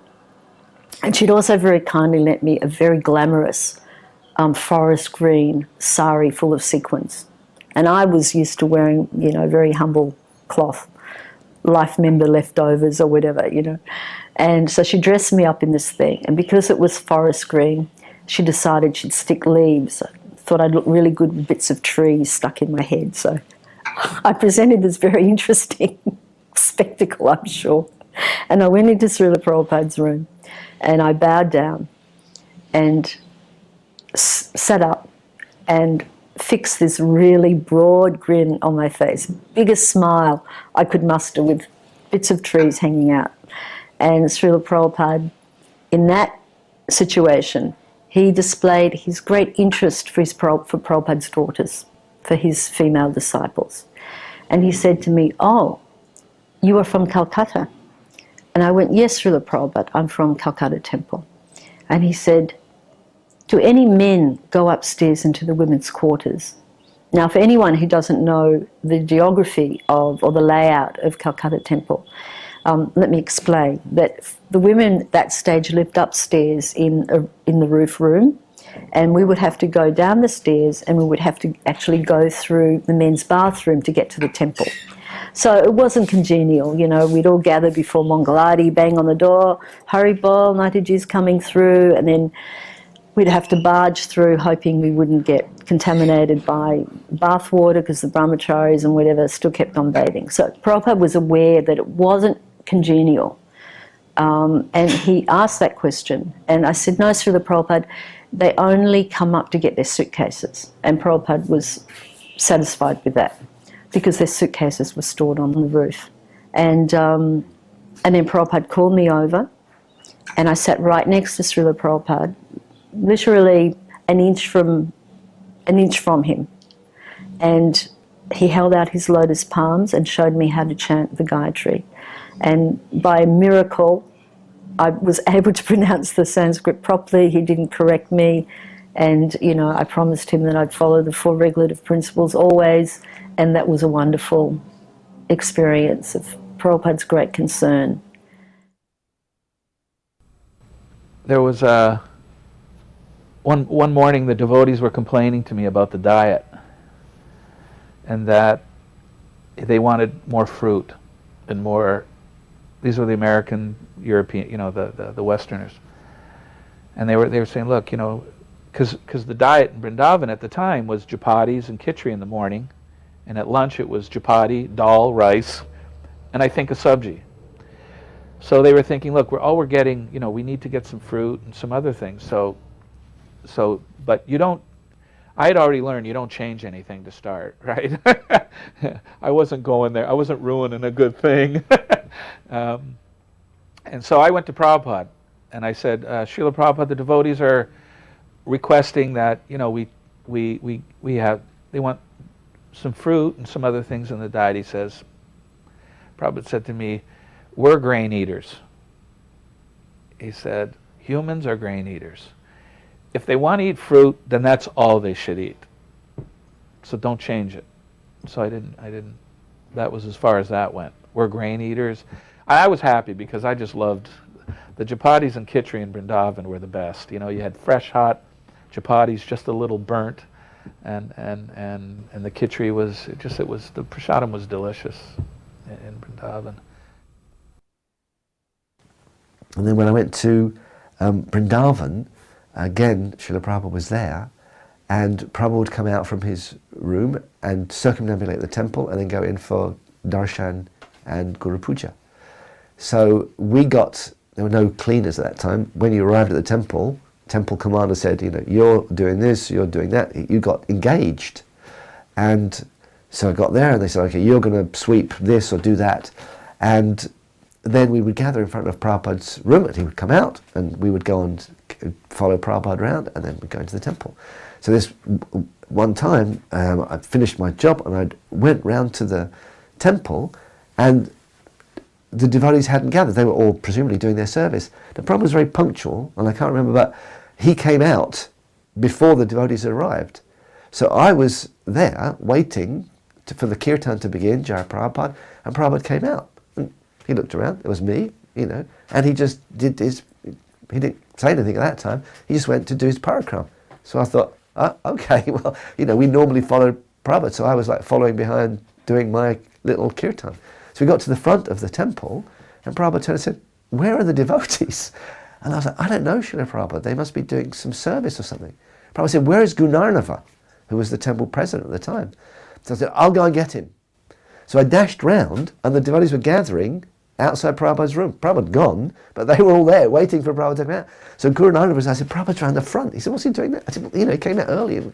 So we all dashed round, and then Guru Narada came, so Prabhupada said, so. And they looked across. At that time, there was like a water feature in front of the temple, some fountains. And then next to there was some, they were still fairly newly constructed, and there were some go-downs, some places where they stored stuff against the wall, against the outside wall. And Prabhupada said, what's in these? And they were just corrugated tin, very simple. And Guru Narada said, oh, I think there's cement in there. And they were padlocked. Prabhupada said, open the door. So Guru didn't have the key, dashed away, came back, and then unlocked the key, unlocked the door, opened it up. And Prabhupada looked inside, very small, not very big at all. Prabhupada looked around, and he came out and he said, this is where I will have my samadhi. And then we went on. And I was thinking, wow, in 100 years' time, there's going to be a samadhi here for Prabhupada, And, Prabhupada went into Guru Puja, and I didn't think of that again, that he'd said where it was. When I had arrived in Vrindavan, in those days, early 70s, Prabhupada was very accessible. Brahmananda would be at the front desk writing, and you'd walk in, he'd say, okay, Shrav, just go. And I'd walk in, and Prabhupada was walking around. I had a newspaper where Tirtha Maharaj, Prabhupada's godbrother that he had mentioned numerous times, had passed away, had left. And it was very interesting in the newspaper article where it said that he had entered into nirvana and had a picture of a aura around his head. So I had this newspaper with me, and I think I was probably fault-finding in some kind of way, that when I brought it up and started to begin describing it, Prabhupada abruptly, in such a powerful way, to stop me from going any further, said, there is never any loss or diminution for any devotional service performed. And that always stuck with me, of trying to avoid too much fault-finding. And I use the word too much, because it's such a tendency and nature of the mind. So that was such an instructional moment. At first I felt a little hurt that I may have offended Srila Prabhupada, but then I understood when Prabhupada was doing this with us, how much he was doing it to instruct us. Now we hear it all the time, but when he personally tells you that, it goes right to your heart. So that was a very powerful instruction to me at that time. And then I apologized to Srila Prabhupada, and he said, no, that is all right. He always would do that. No, that is all right. And then you get on the ground and just feel like an ant, a microbe, and pay full of obeisances. And Prabhupada, you look up and he's smiling. So that was a very dynamic experience. I remember one particular evening, Prabhupada, I was sitting behind Yamuna, and he was saying to Yamuna, I want you to come, I want all of you to come, and I want you to live. I thought he said here at the ranch. He called it the ranch. And Yamuna, she said, but Prabhupada, where will we stay? Because there were 4 shacks, the open air kitchen, and those were all occupied. He said, you will stay in my house, like that.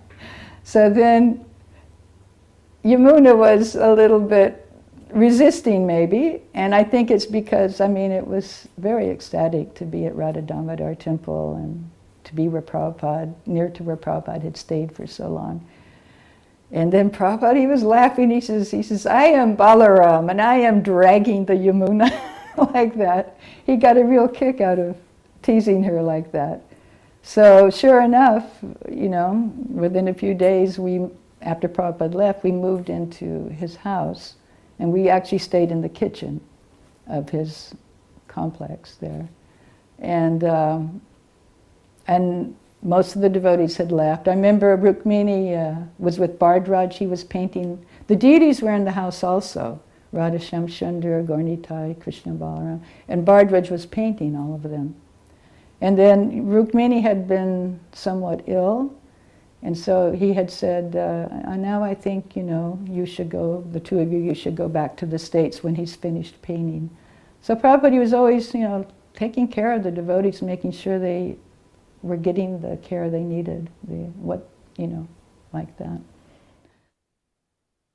On management, regarding, for example, the restaurant and cooking and managing the guest house, some of the policies were a little, I found them to be a little strange, but then later on I could understand. For example, in Vrindavan, Prabhupada wanted 3 separate kitchens, small little kitchens with a little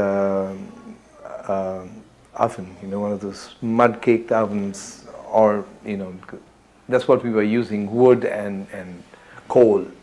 So he said, these three, he told me that I don't want our life members to go outside to drink their tea. Let them brew their tea here if they want, on their own. So you provide them. So we provided 3 small cubicles where they could actually make their tea and things like that. So initially, you would think that tea is an intoxicant and devotees are not supposed to take. And here is Prabhupada providing tea for the guests and life members. And he told, and so I asked Prabhupada, I said, okay Prabhupada, sometimes devotees are very fanatic and they are saying, how can you do that? Because I don't want to mention names because it's not necessary. So then he said, yes. When a guest comes to the house, then you try to fulfill all his wishes as long as it doesn't really involve sinful activities. So we may not drink it because it is a part of sadhana, but drinking tea is not a sinful activity.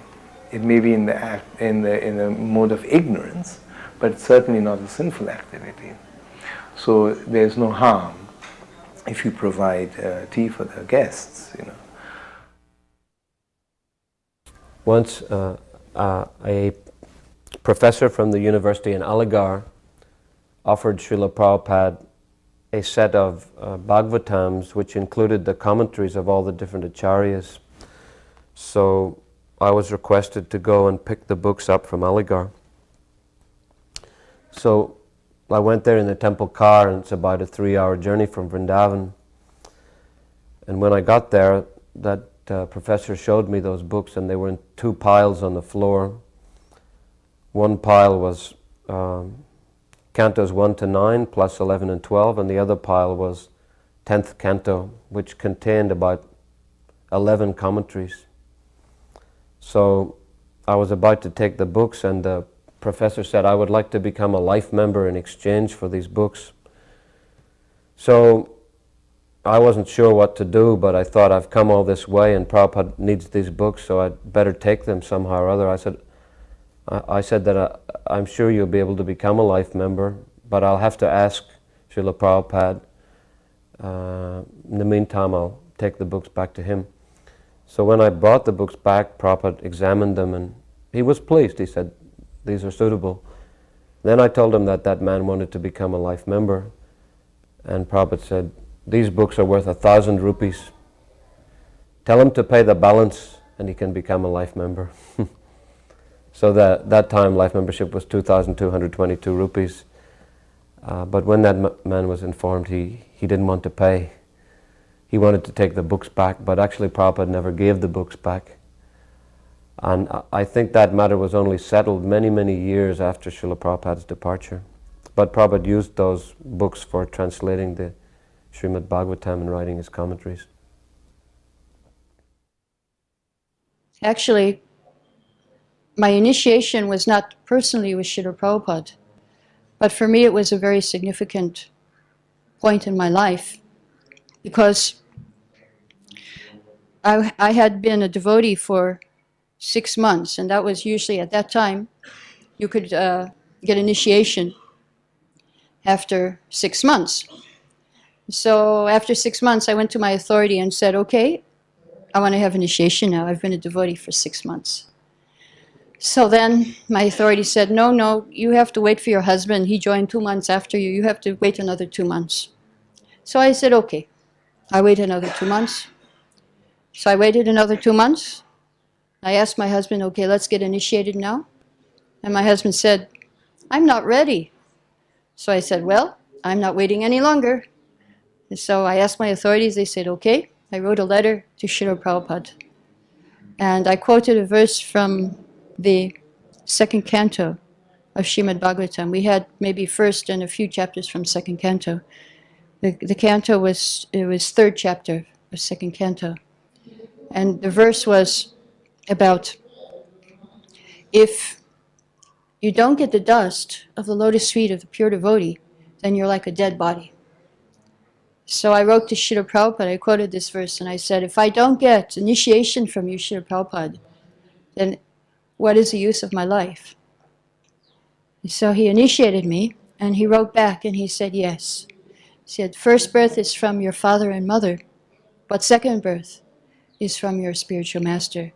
So now I am your father, and now your path is open to go back to home, back to Godhead. So then he said to me, how to go quickly on this path back to home, back to Godhead. He gave me 6 instructions in my initiation letter. And those 6 instructions were, always chant at least 16 rounds, study all our books, go on Sankirtan, and always do deity worship, and follow strictly the regulative principles. And then the last one, which is very hard and which I'm having difficulty doing, he said 24 hours be engaged in Krishna's service, and your rapid advancement will be certain. Then he wrote me a second letter very shortly after that, telling me how to do all these things, with what quality. He said you should always be enthusiastic, work sincerely, and cooperate with the other devotees. So this was Srila Prabhupada. He always took care of us personally, our spiritual life.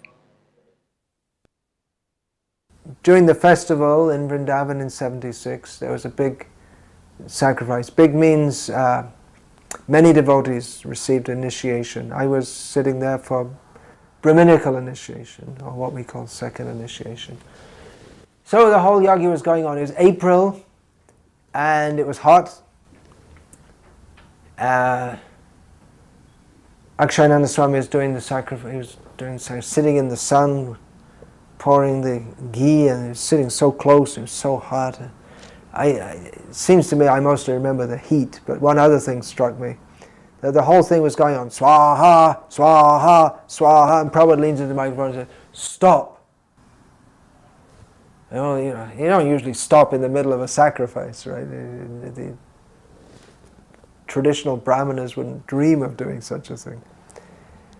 So Prabhupada indicated to the back of the area in which we were all sitting, the courtyard of Krishna Balaram temple. And Prabhupada indicated there was one young woman with a child on her lap. The child was maybe not more than 1.5 or 2 years old. Prabhupada said, this child has his hand in his mouth. He is contaminating the whole sacrifice. Take him out, wash his hand, and teach him not to put his hand in his mouth. Continue. Swaha, swaha. Prabhupada was concerned. Now, sometimes we think that these rituals, well, they're just some rituals. You just do them somehow or other. But Prabhupada was concerned that there's ritual contamination. It's a ritual and there's ritual contamination. The sacrifice, the offering to Vishnu will be impeded. Krishna is not pleased if we don't follow the rules and regulations properly. The sacrifice has certain rules and regulations. We should follow that. And we may think, well, it's just a young child, but young child or whoever it is contaminating. Prabhupada said, train the child. Don't put your hand in your mouth.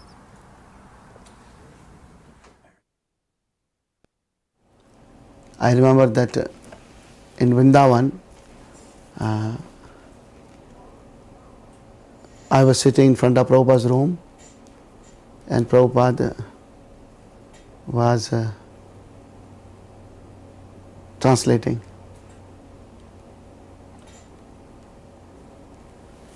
Now Mangal Aarti started. He called me, he said, go and count how many devotees are in Mangal Aarti. See how much he's thinking of everything. Though he's translating, but he's concerned of other things also. So I went and counted the devotees. When I counted the devotees, came back, told Prabhupada, Prabhupada, these many devotees are there. So go and call temple president. And call the temple president. Prabhupada asking, how many devotees are staying here? So he told this many. So very many devotees were not there. Prabhupada was very angry. He said, even I should go to Mangalarti. I am not going because I am doing very important work. Why everyone is not going to Mangalarti? My temples are not hotels. They are the place that to perform worship and sadhana bhakti. Everyone must go to Mangalarti. I was very angry. On one occasion, Prabhupada was asked, after he gave a lecture, I'm trying to remember the question. It went something to the effect of, what is it like to be always in touch with God? In other words, what is it like to be situated in God consciousness? So Prabhupada kind of pondered the question for a few seconds. And then he just answered, he said, without fear. And then he just smiled, like one of these gargantuan smiles. And without trying to hyperbolize the situation, I started grinning like an idiot, and I felt ecstasy. And the hairs on my arms were standing up on end, and I was feeling really emotional, and I thought, boy, I don't want to make an idiot out of myself, you know. But I looked around the room, and everybody else was in the same kind of state. This sort of wave of ecstatic feeling went through the room. And for that moment, nobody had any fear. It was, I can't prove that, what's the word, scientifically, but it was like there was a moment where everybody had symptoms of ecstasy. And then later on I read in Chaitanya Shikshamrita that when someone's on the Uttama Adhikari platform, by their association, you can experience symptoms of bhava. Just briefly, by their grace, by their association. So that it was like a moment of ecstasy for everyone where they felt no fear. He was so relaxed and so happy being in Vrindavan, in his home, and acting like a host. So people would come, like devotees were sitting there, and then guests and visitors would come, and different Indian people would come, and whoever came in, he would greet them, and he would talk to them a little bit in Hindi and make them welcome, and he would make sure that everyone got some prasadam. And we were just sitting there, and I felt that I became free from all worries and anxieties by being in Prabhupada's presence. It's like all the worries of the mind, everything disappeared. Just sitting there in Prabhupada's darshan room in Vrindavan and just being with him, it was very, very relaxing and calming and therapeutic for my mind and my soul. And then one time in Vrindavan, we would go every morning in the early days when it was just huts and the Vrindavan temple was being built. Just go out with Prabhupada every morning, and there was no construction anywhere except, you know, sand and some little bit of cement and steel coming up. So all the roads were just agriculture, and we would take a mat and Prabhupada would sit on the side of the road and call over Mayavadis and chastise them, speak in Hindi with them for a while, and then get into a debate with them, a heated debate. They were always respectful, and they would leave, and Prabhupada, but he was showing us the fierceness of challenging the Mayavadi philosophy. And I once asked him, Srila Prabhupada, people are so stuck in darkness. How do you tell a person who's blind, you know, that there's vision, that there's light when they've never experienced it? And Prabhupada said, prasadam. He said, prasadam is the most important thing to bring people out of darkness. So that was also a very major thing I've always remembered, because I know that you had mentioned earlier about how I was first influenced.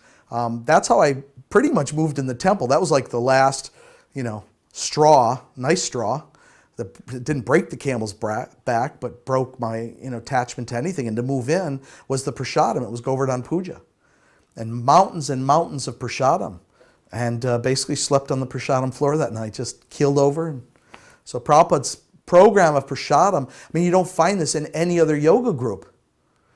I had eaten so many, Sri Chimoy, this one, that one, whoever you're going to mention, and everything was very, very spicy, but there was nothing like the cooking that we had in those early days in the temples. The prasadam was just amazing, and the devotees had so much love and devotion, and it was opulent. And that was another big thing to make us join in those days. I mean, most devotees I've spoken with. And Prabhupada reiterated it there right on the side of the road in Vrindavan, how important it was. At one point, the unmarried girls had to leave Bombay, and it wasn't very ceremoniously done. And I was gutted, because I looked after the deities, I dressed the deities, and it was such a difficult thing to have to leave those deities. And we had been told to go to England and collect for the new project, and that in the future there would be an altar where the ladies were serving the deities again.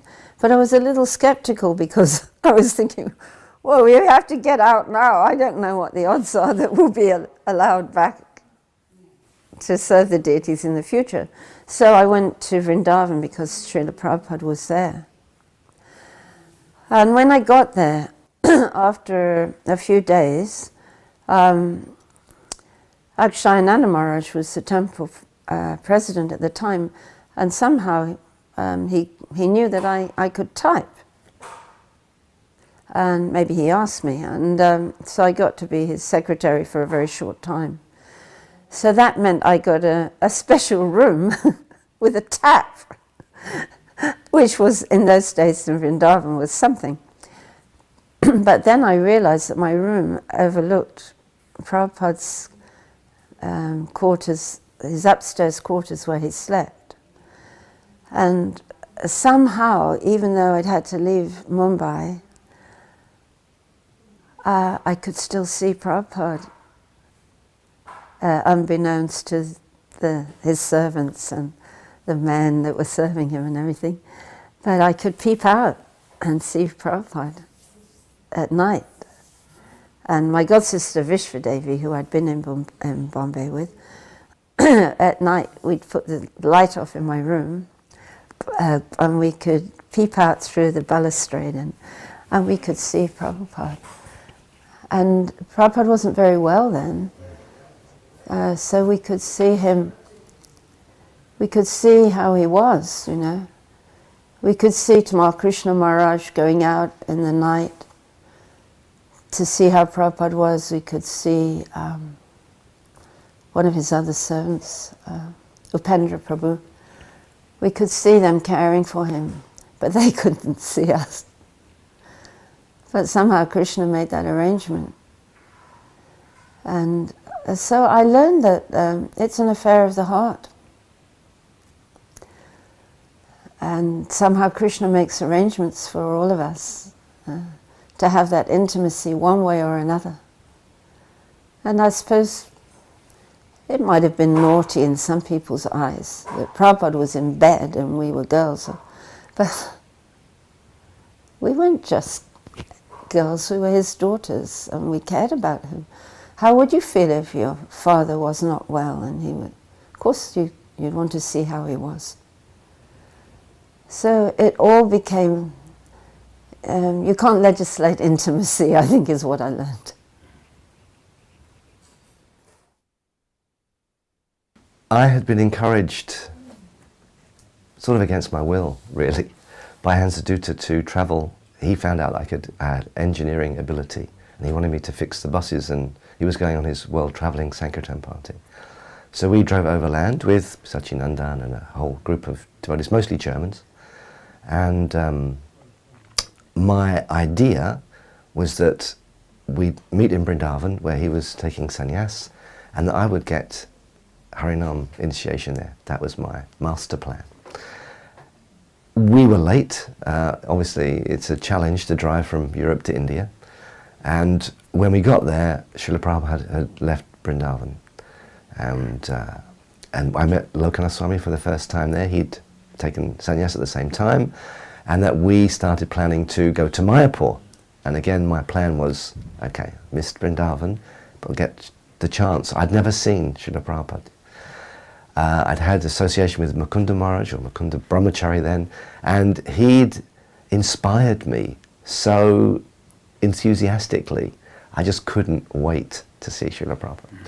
So we drove again the Grand Trunk Road from Vrindavan to Mayapur, and then as we got very close to Mayapur, we were in two big buses. One of them broke down, and I was the guy that fixed the bus, so I got out to fix the bus. All of the other devotees jumped in the other bus and drove off.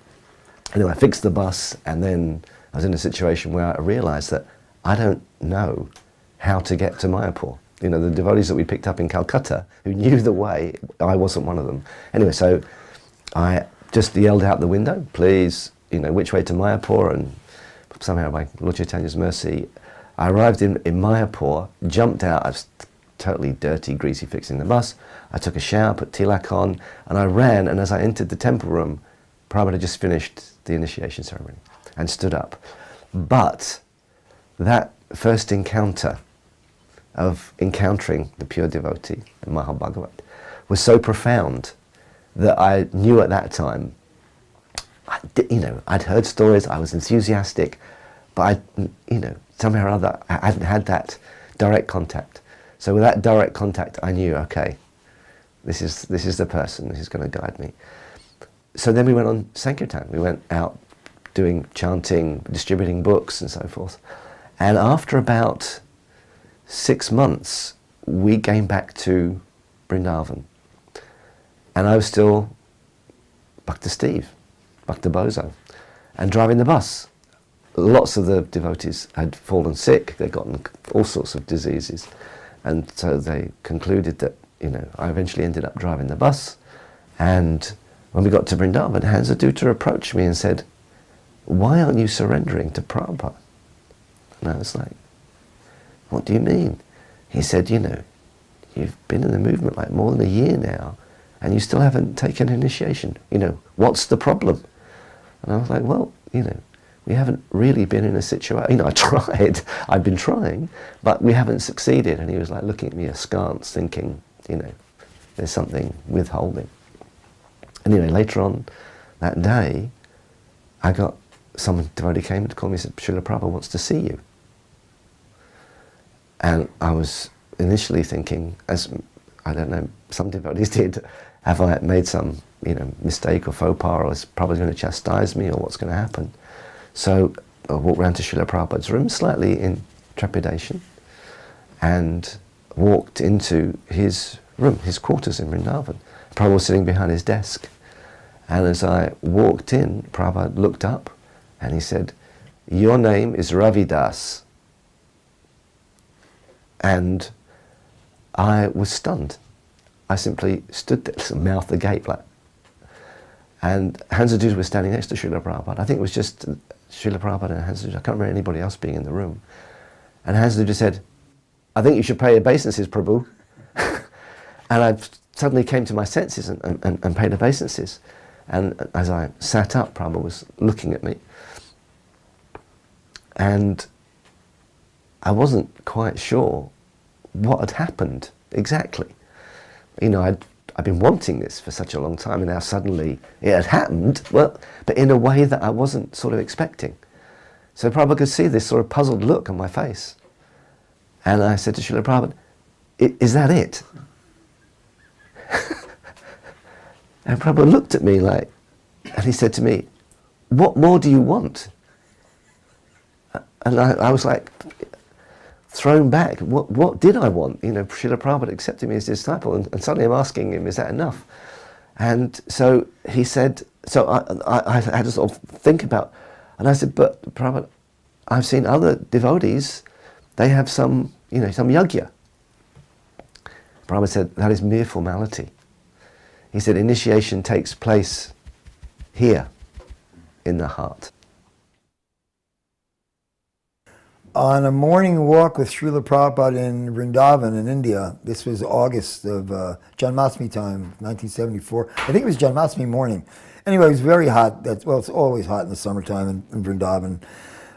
The flies were very, especially then, for some reason, very aggressive, and just very intense and driving everyone nuts. So we were on this morning walk, and as the sun was coming up, it was getting hotter and hotter, and the flies were becoming more and more active. And finally, I got so frustrated and exasperated, I turned to Prabhupada and I said, Srila Prabhupada, are there flies in the spiritual world? And he said, yes, but they're not bothersome like these flies. And when they buzz, they're chanting Hare Krishna. So that was a good enough answer for me. I was able to tolerate the flies a little better after that. As soon as the words came out of my mouth, I felt like, oh my God, did I really just ask that question? Are there flies in the spiritual world? It was valid, and there are.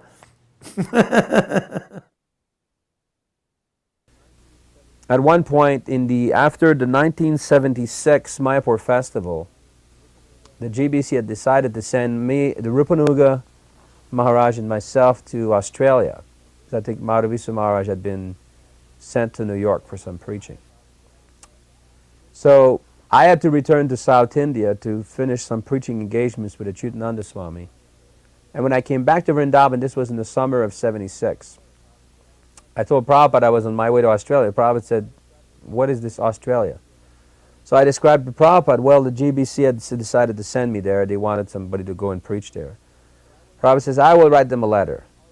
So I was, because I already had made arrangements for a visa and plane tickets and everything, my body was in India, but my mind was already in Australia. So Prabhupada said, well, if you want, you can still stay here if you want. That is okay. So for about a day and a half, Prabhupada literally played with me like a father will play with his son. On one hand, telling me, if you want to stay, you can stay, it's very nice. And if you want to go, you can go, it's also very nice. So after some time, I was thinking, what is this? On one hand, Prabhupada told me, you can do this or you can do that. So I came to Prabhupada later in one afternoon, I said, Prabhupada, you've already told me that I could go there if I want, that I could stay here if I want. I said, but that's somewhat confusing. I said, you please tell me what you want me to do. So then Prabhupada took his finger and pointed at me, and he raised his voice and says, yes, that is what I want to see from you. This is the attitude I want from all disciples. You just do what I tell you to do. So I took it as some kind of mercy from Prabhupada that, he wanted me to stay in India and do some work in a Gurukul and preach. Well, my initiation took place November 29th, 1971. And at the time, Prabhupada had taken a group of devotees to Vrindavan, India. And he had, before the initiation, he had personally given us a tour of the different holy places, which was truly wonderful. He took us to Brasana. At that point, he rode on the palanquin. The devotees carried on a palanquin around Brasana. And he took us to Govardhan Hill, and he bathed with us in the Jamuna. It was an extraordinary time. So this time of our initiation, it was early in the morning on the 29th of November. Quite a cold time in Vrindavan. And there was another couple who wanted to get married at the same ceremony. Yadabar and I were going to be married, and I was going to be initiated. And this other couple, the husband-to-be, approached Prabhupada saying that he also wanted to marry this woman. The unfortunate part about it was that he had already been married to a devotee, and he had left that woman. And this second proposed wife was already pregnant. So it was rather a dishonorable, more than rather, it was a dishonorable circumstance. But at the same time, so from that point of view, Prabhupada couldn't say yes. But from another point of view, he couldn't say no, because the first wife was already gone, the second proposed wife was already pregnant. So how could he say no? It became an enigma. And he resolved it in the most brilliant way. I forever am impressed the way he resolved this problem. Gurudas was doing the ceremony, the actual fire sacrifice. So he instructed Gurudas to do the entire ceremony for this other couple first. From the mantras and the achman and the bananas in the fire, everything was done, the cloth was tied together. And at that point, Gurudas started a second separate fire sacrifice for my initiation and our wedding. And at that point, Prabhupada came out of his room and sat on the Vyasasana. So without saying anything, he made a very clear statement. It was, what can you say? It was a genius, just a genius solution to a very uncomfortable situation. this was the early days where various people were starting to get very fancy suitcases, like Halliburton and Hartman and like that. And Prabhupada got out of the car, and first thing he said, "So you made arrangements?" I said, "Yes, Srila Prabhupada." His little suitcase was, you know, in probably real dollars in those days, $5 or $10, with a rope tied around it.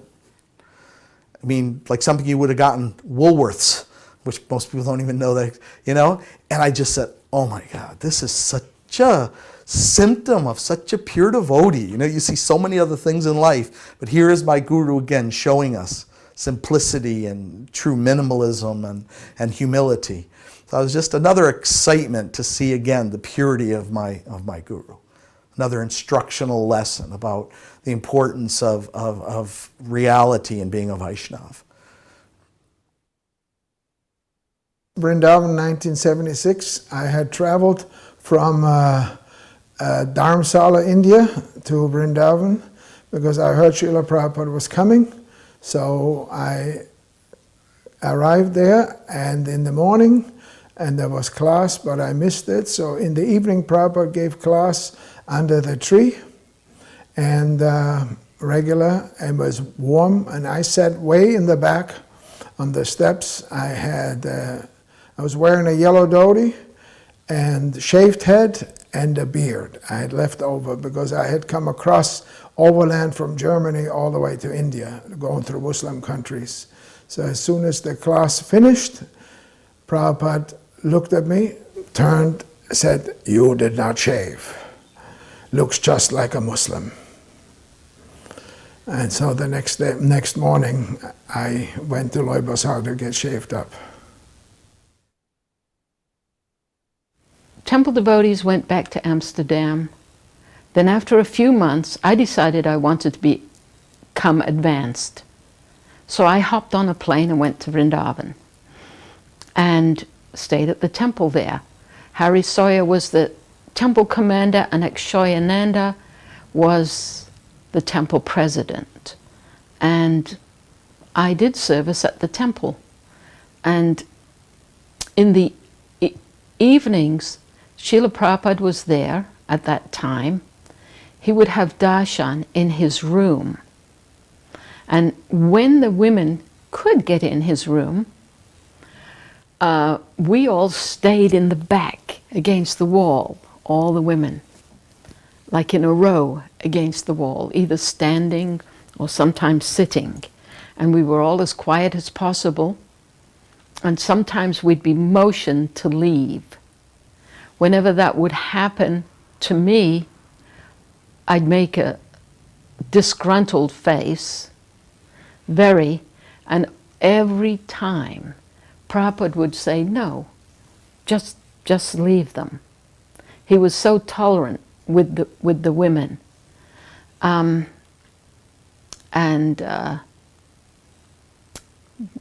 always felt like he was on my side.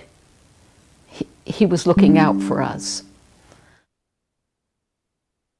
Once I was in Srila Prabhupada's house in Vrindavan in 1974 during the Mayapur Vrindavan festival.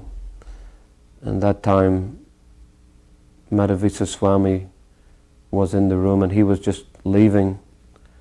So he was saying goodbye to Srila Prabhupada. And Prabhupada was thanking him for his service. Prabhupada told him that you are a perfect leader. And he said, "I'm just trying to follow you, Srila Prabhupada."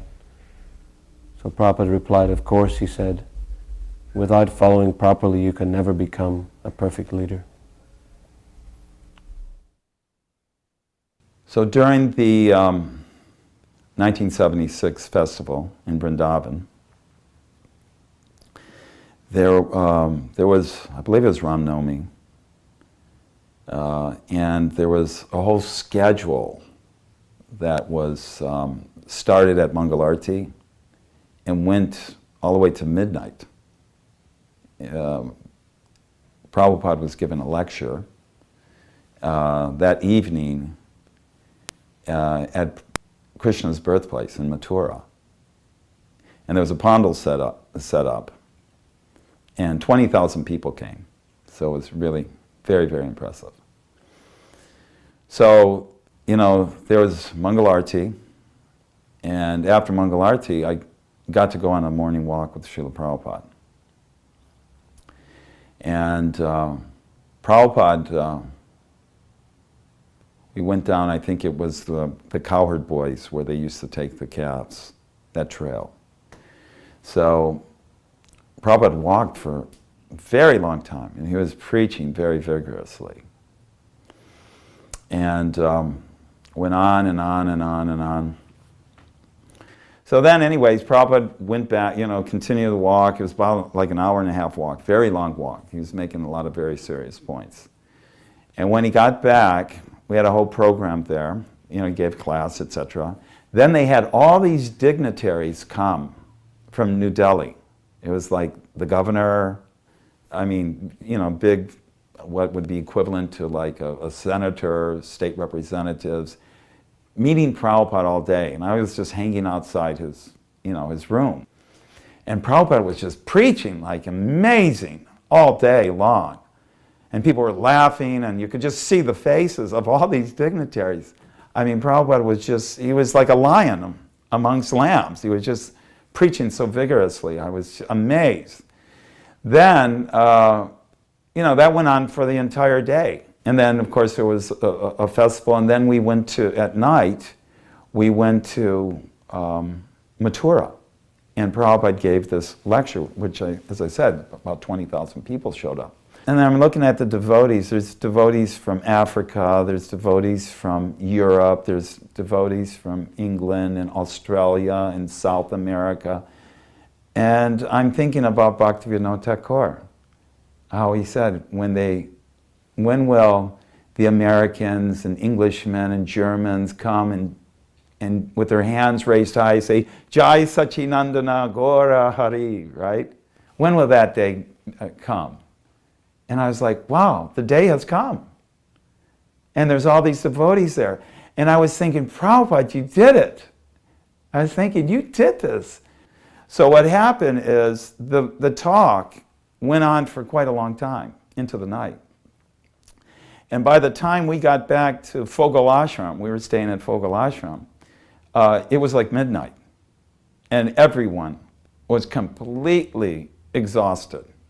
I mean, the day was just like, I'm done, you know, but I might as well just stay up and go chant my japa. So I came out the front of Krishna Balaram's temple, and I started to circumambulate. And as I came around the back of the temple, I was right next to Srila Prabhupada's room, and there was a light on. Now, Prabhupada has been preaching, I mean, tirelessly since 4 o'clock in the morning. It's 2 o'clock the next day. And in his room, he has his dictaphone, and he's going, Srila Vishnavananda Chakravarti Thakur says in his explanation of the Gita. And Prabhupada's translating the Bhagavatam. And he was doing it for us. That was the only, logical, he should be exhausted himself. It's 2 o'clock in the morning. He got back at midnight. And he's translating the Bhagavatam. And I got to I chanted my japa, and it was just me and Prabhupada. He didn't know I don't know if he knew. He knows whatever Krishna wants him to know. And I just got to watch him translate the Bhagavatam for about 20 minutes. And then his servant came out and kicked me out. I'm like, I'm not doing anything. But the amazing thing was Srila Prabhupada's tireless pursuit of giving Krishna consciousness to this planet, to this world, to this universe. And that's why he's the spiritual master of the universe. Krishna Kirtana Ganana Tanapano Jai Anilo Premadana Koruna Prachu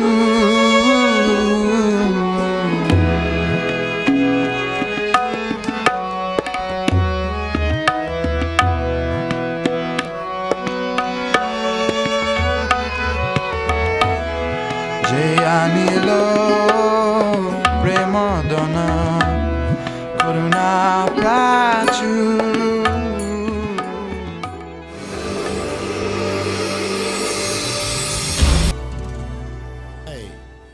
Thank you for attentively watching and listening. So we have this time where we have a bonus time where I'd like to give away 2 books. These are the books that I've compiled over the last 4 years of the latest series of all the devotees I've interviewed over that 4-year period. 575 stories, 82 devotees in here, including Rupanuga Prabhu. It took me 30 years to get him to surrender and do the interview. So it was quite an accomplishment and it was worth it. As well as 2 appendices in this book that Rupanuga gave me, handwritten letters by Srila Prabhupada. The first 2 postings Prabhupada put up at the Matchless Gifts Temple in New York. One was the offenses to be avoided, and the other was a notice about the behavior of the devotees, how they should be. So that's in here too, so a little extra bonus. So to receive this gift I'm offering as a door prize, I'm asking a Mataji and a gentleman to come up and tell me which story is significant for you from this last series. Not your own personal stories about Prabhupada, but what rang out as unique or an instructive pastime of Prabhupada that hit your heart. So can I see a raise of hand of anybody that would like to share their stories? We'll take this gentleman here that's not part of the community. Well, I don't know, part of the community, but what is your name, sir? My name is Uday. Uday. Yeah. So tell us what you remember from When the devotee asked Prabhupada, he didn't ask anything, but when Prabhupada said, "Your name is Haridas," and the devotee was shocked, and he said, "That's it." And Prabhupada said, "Yes, what more you want to do?" So Prabhupada said, and he said that I saw the devotees having yajna initiation, and Prabhupada said it's just a formality, and because the initiation takes place here. So it hit me, and I was really in tears. Thank you so much. About a round of applause for the brave man here. Okay, hold on. Here's a bookmark too. Jai. These books also come with a bookmark that I produced just before coming to Vrindavan here. And it's a picture of the cover of this particular volume. So, one more. Mataji, yes, right there.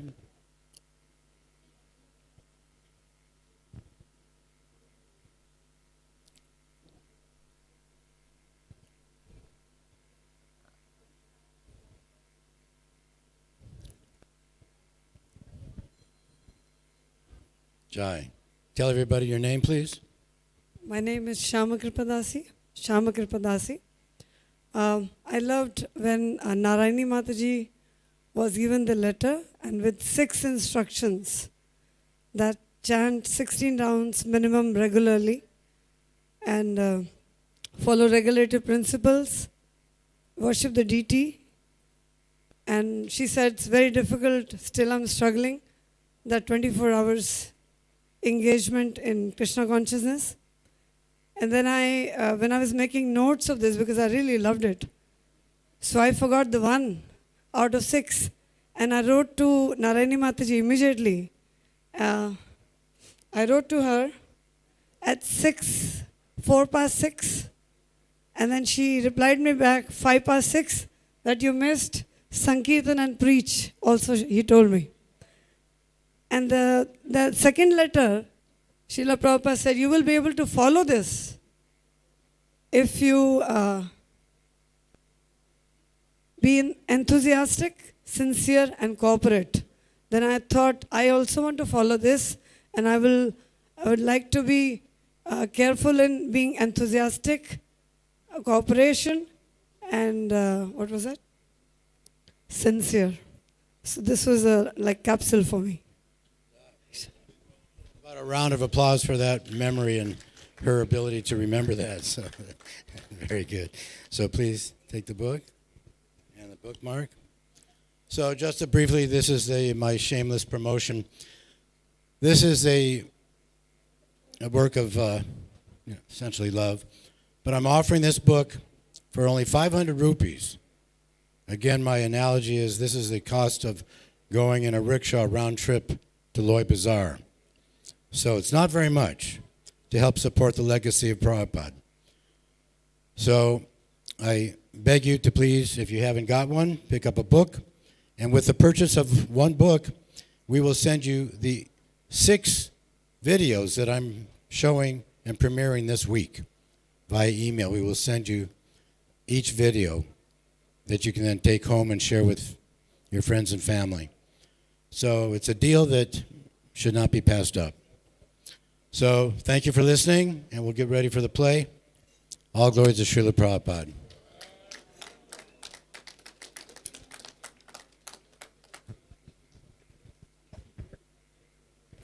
I have to get the Krishna book.